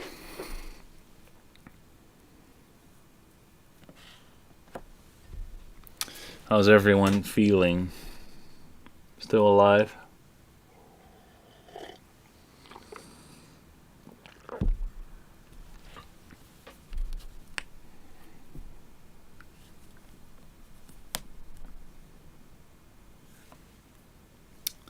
Let me just open this up.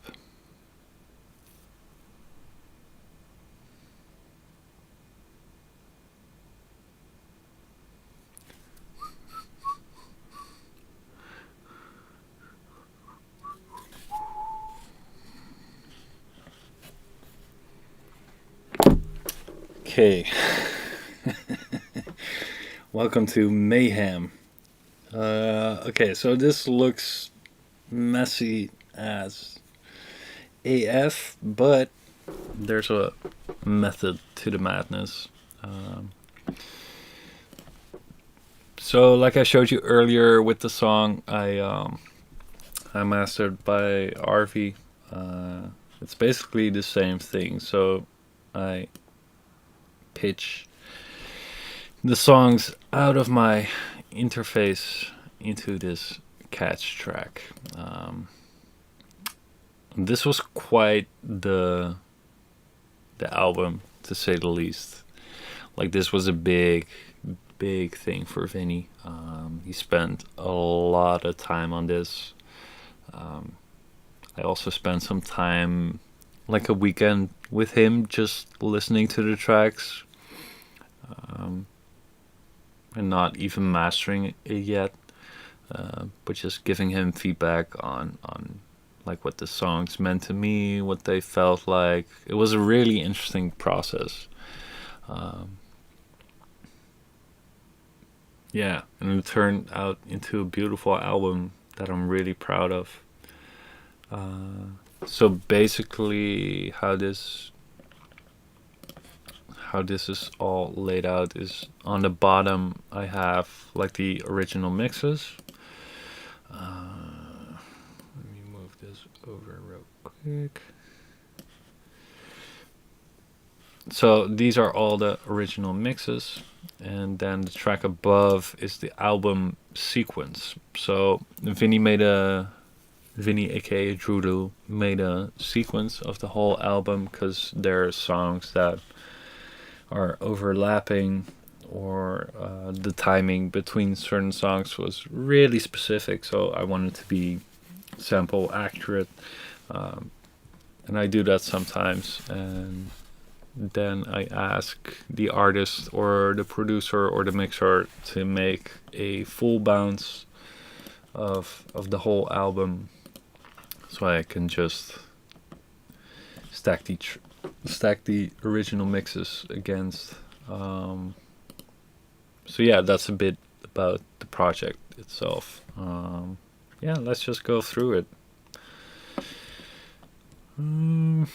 Which would be a good song? I think I started with Current Avoid, because it's one of the heavier tracks, and yeah, let me see what I did there.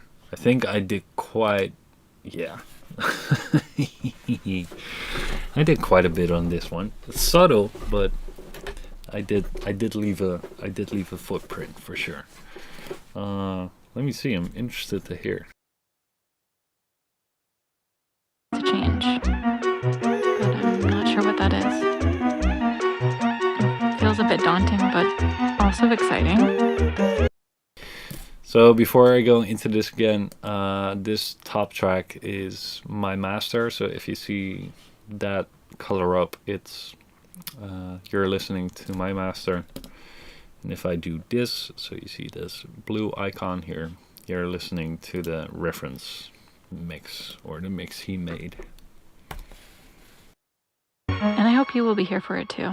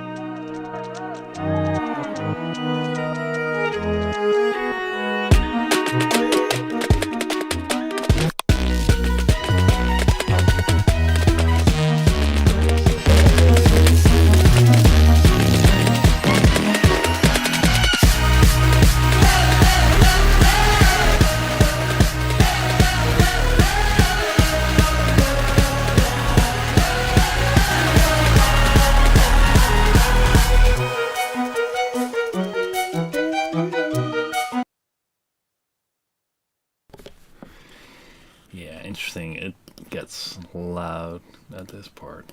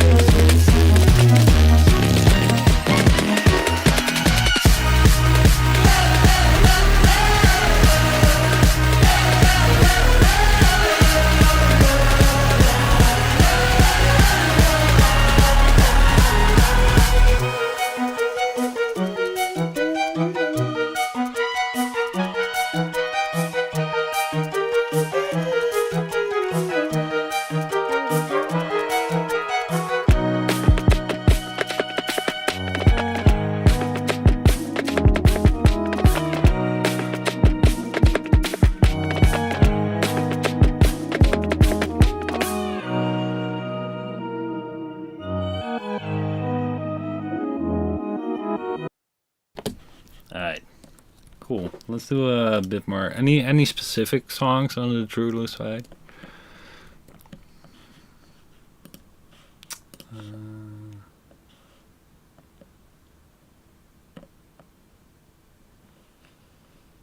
This might be a good one, actually.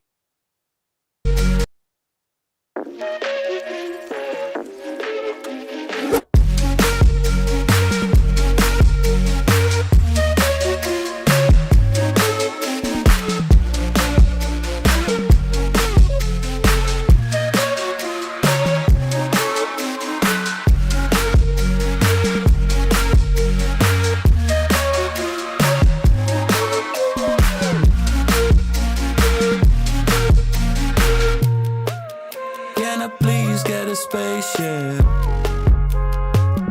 Cause I feel complacent, I don't know why. I need to change things. So can I pretty please get a spaceship? Really don't care if it's a makeshift. I should at least make a day trip. But I'm finding cracks in the wall. Lightning strikes us all. Lightning strikes us all. On the cliffside, listening to the call. Right before I fall. Right before I fall.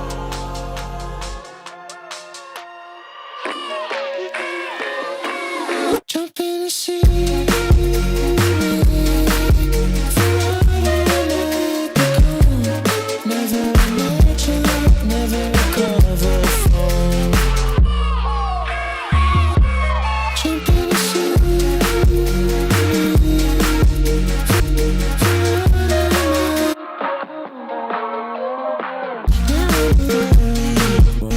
What if I'm wrong?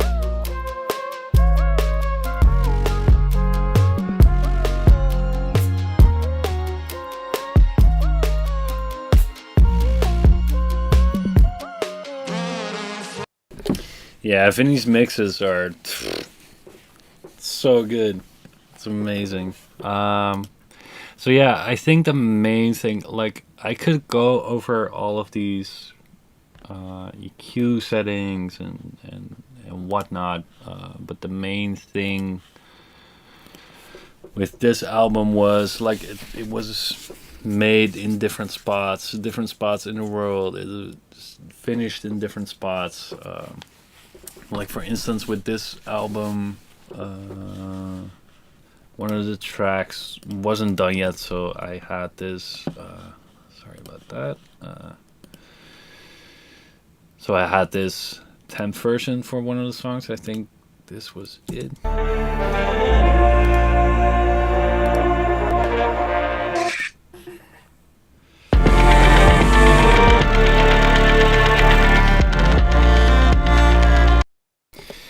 That I just, yeah, so this song didn't have any vocals, for instance, so I just had to work with that and sort of get that in later.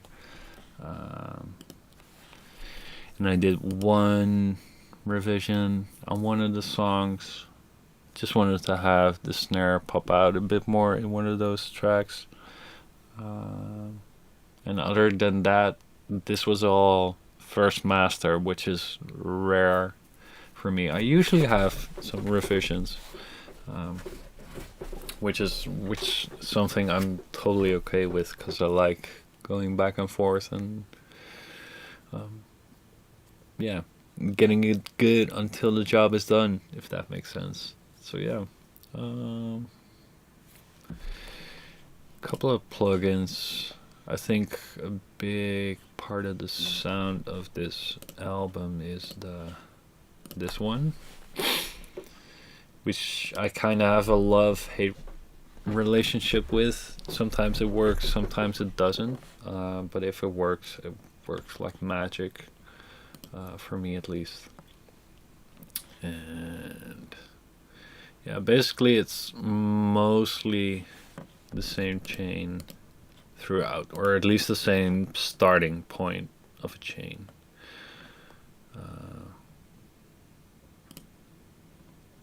Yeah, bit more drastic on this song. Yeah, it just depends on the song. I just fly through all of these, go back and forth, check against the original mix, see if I didn't go overboard, stuff like that. So that is a bit of the Drulu album. I need to go more in depth on this one. I can open up Let Go by Duskers maybe. Let's do that.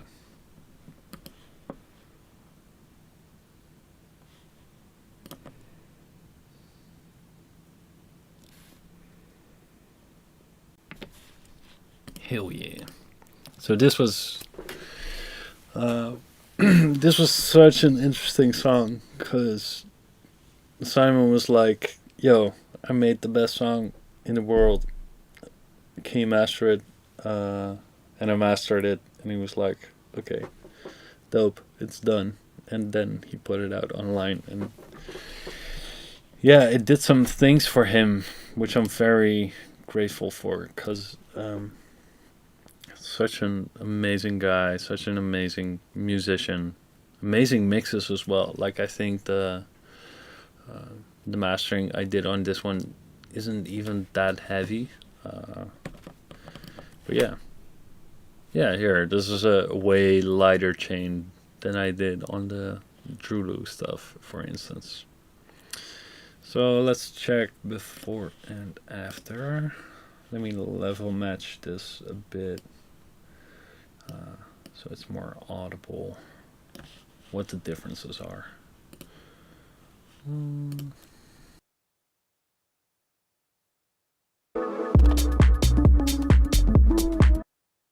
So once again, if you see this blue icon, you're listening to the original mix, and if it's not on and this is highlighted, you can see you're hearing my master.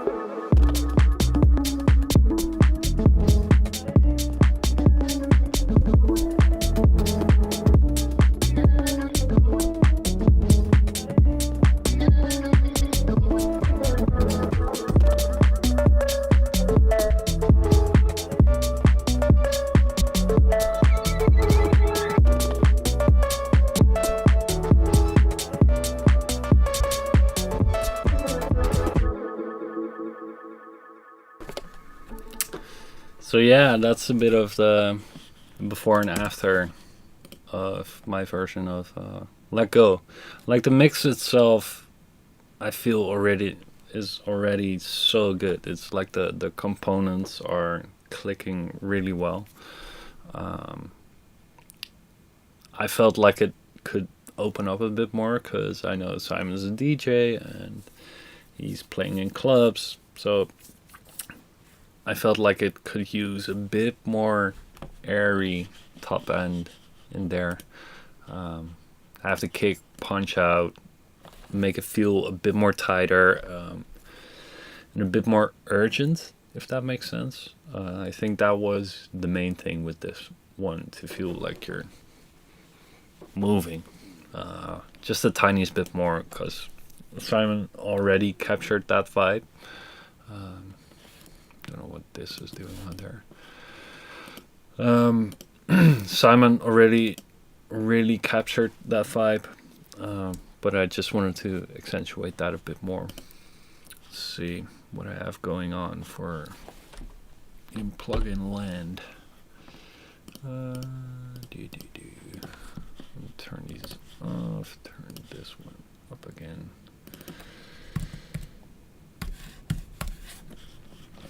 So it's gonna get slightly louder every time, just FYI. So please don't blow your own ears out.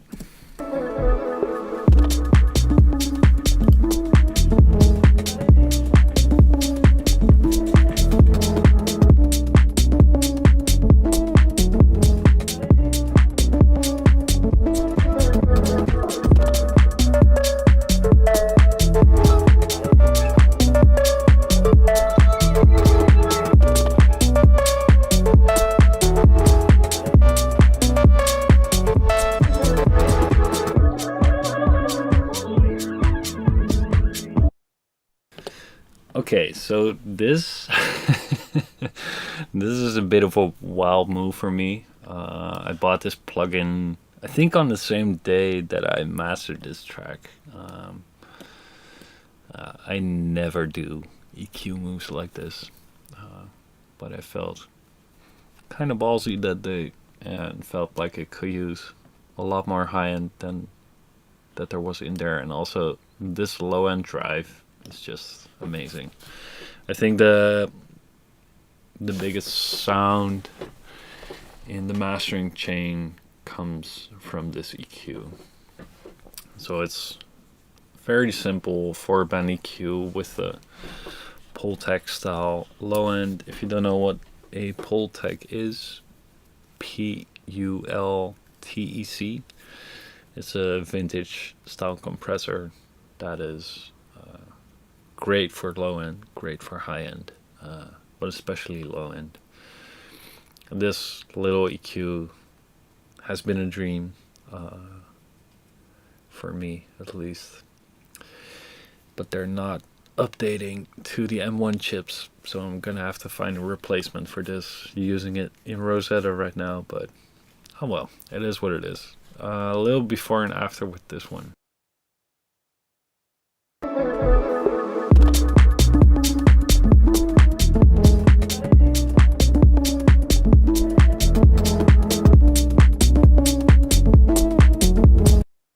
So funny how the whole thing just opens up. I think like this high-end shelf is really subtle as well. So if you were to... no Pro Q in here.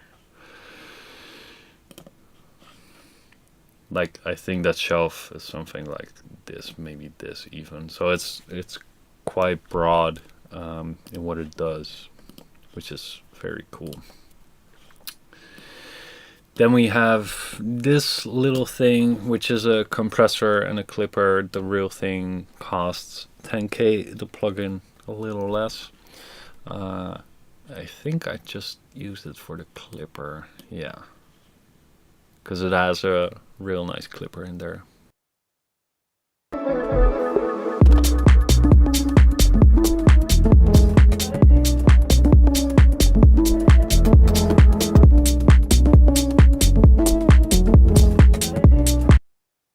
Try to listen what it does to the hi-hats and to the snare. Just shaves everything off a bit. This EQ is called the Sound EQ Pro.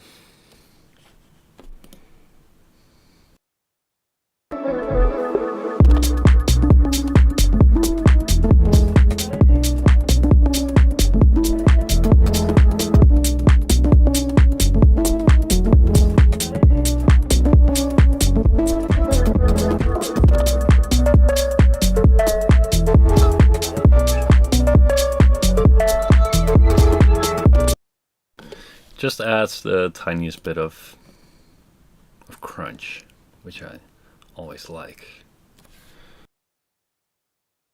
Then some EQing again, lifting out a bit of the things I did after compressing or after clipping. Let's see what it does.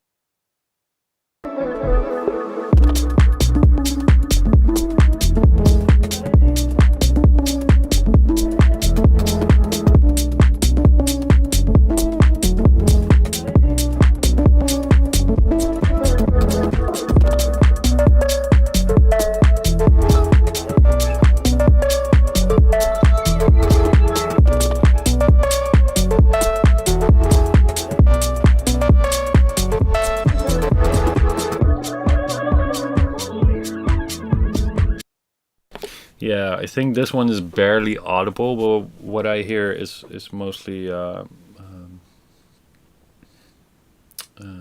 what it does is, like, if I were to Pro Q again, basically just does this, but in multiple steps and more specific. So it just goes low, mids to highs, bump everything a bit. That's what I like doing a lot. Yeah, looks like that. Basically. Tiny bit of soothe. I believe this was to tame that hi-hat bit.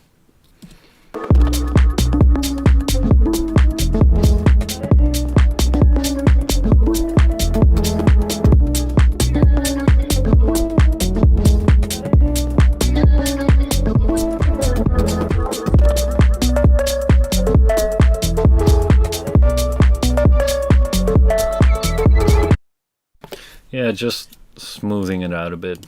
I like it. Let me see. And then the TDR limiter. This is a very dope plugin. I like this one a lot. I don't use it as often as I do, but it has these blocks or segments or whatever you want to call them, with a compressor and a clipper as well. And this is sort of a de-esser slash, it's a high frequency limiter, which is basically in de-esser. Yeah, sort of. It just tames, it limits the high frequencies, is what it does. And then a peak limiter, which sounds great as well. Be mindful of your ears, because I think there's going to be a slight increase in volume. Just FYI.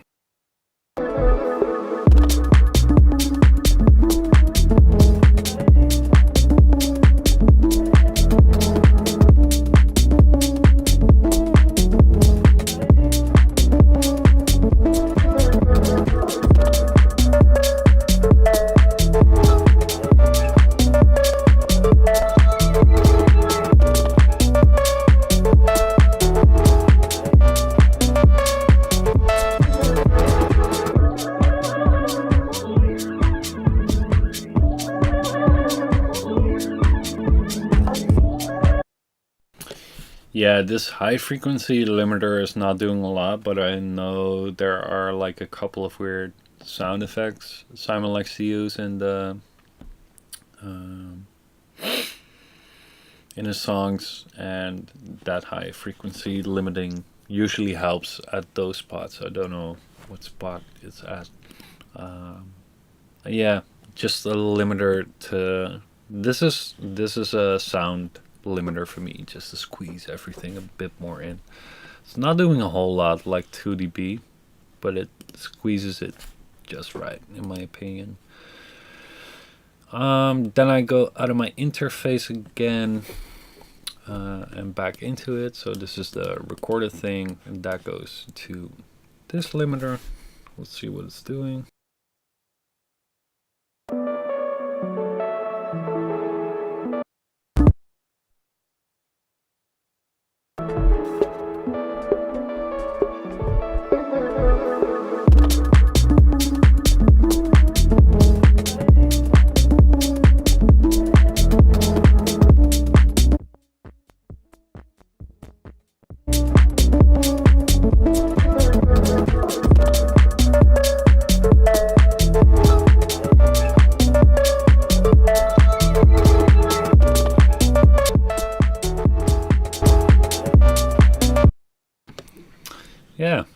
thing.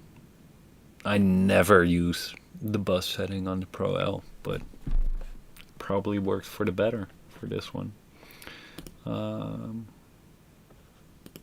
Yeah, just the final limiter with minus 0.3 of a dB turned down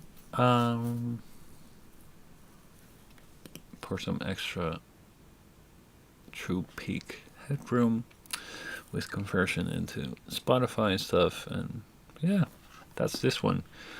So it felt a bit murky, and I wanted to open it up a bit more. That was the main goal with this one, and make it a bit more crunchy, because I like that. I like doing that with Simon, but I also have that relationship with him now. Like, I've done quite a lot of records for him.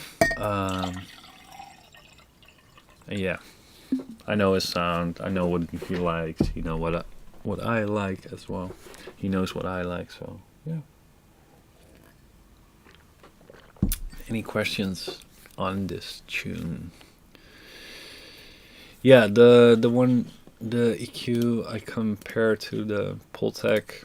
Like, it has this Pultec low end section in there, which I like, and the rest is just super broadband EQing.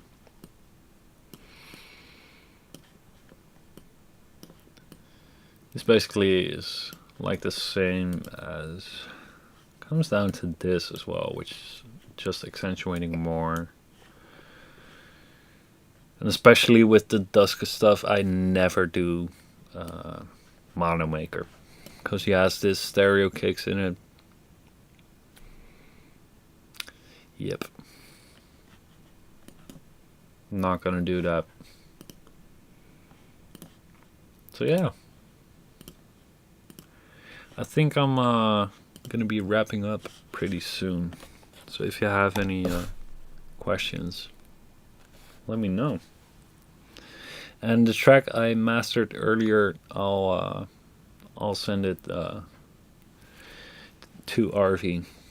I have your email, so you can have the master and use it however you like. Cool.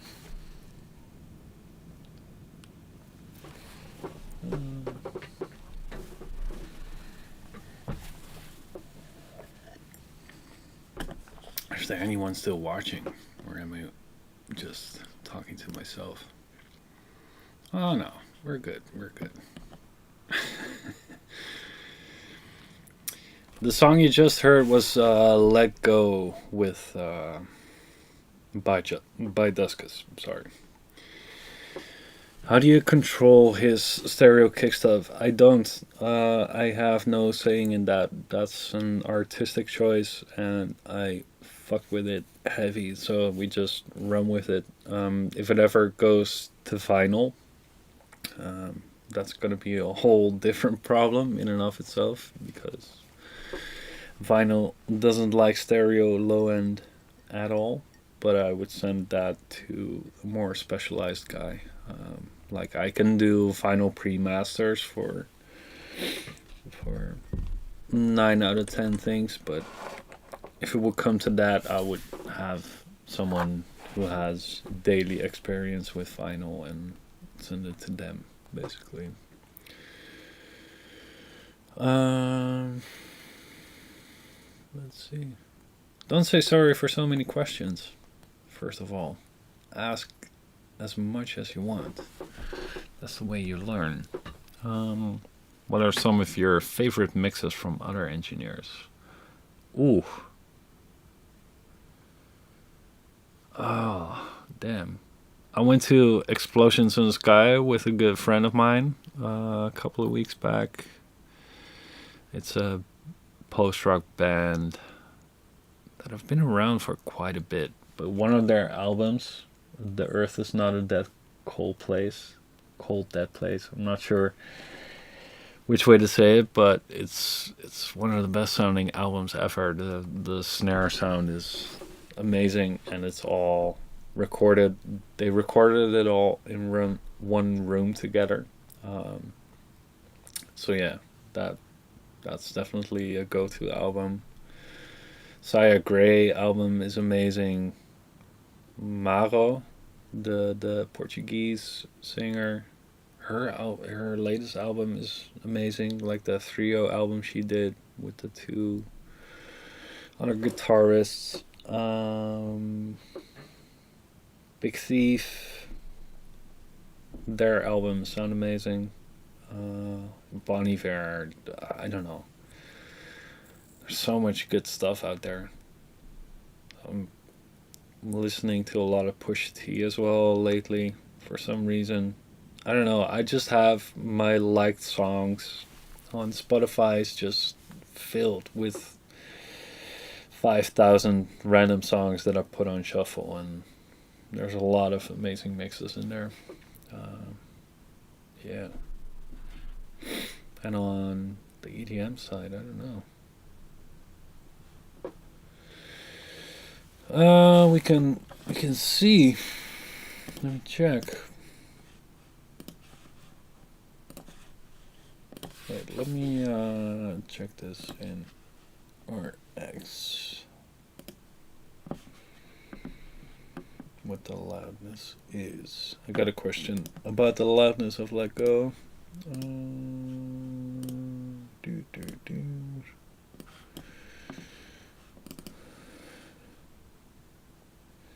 It is 9 integrated, so it's not that loud, and it's sort of the max short term is -6.5, which is not mega loud, but also not mega soft. I think, like with Son's stuff, for instance, he likes to push it loud, and things I did for Sonova, for instance, are loud as well. And then there's stuff in there that isn't loud at all. So there's no right or wrong. There's just beautiful sounds. That is all. Hi, boys and girls. Yeah, I wanted to show you guys a lot more, but for some reason I'm already 3 hours in, and I'm getting a bit tired. It's been a long day. So I'm wrapping this up. If you have any questions, shoot me a DM on Insta or shoot me an email, timbiesta@gmail.com. .me is my website if you want to check it out. Sorry, I'm just all over the place right now. Yeah, thanks so much for hanging out, to everyone that came, and I definitely want to do one of these again in the near future. So yeah, that'll be all. Tim Biesta signing out. Have a great day, evening, afternoon, wherever you are. Much love.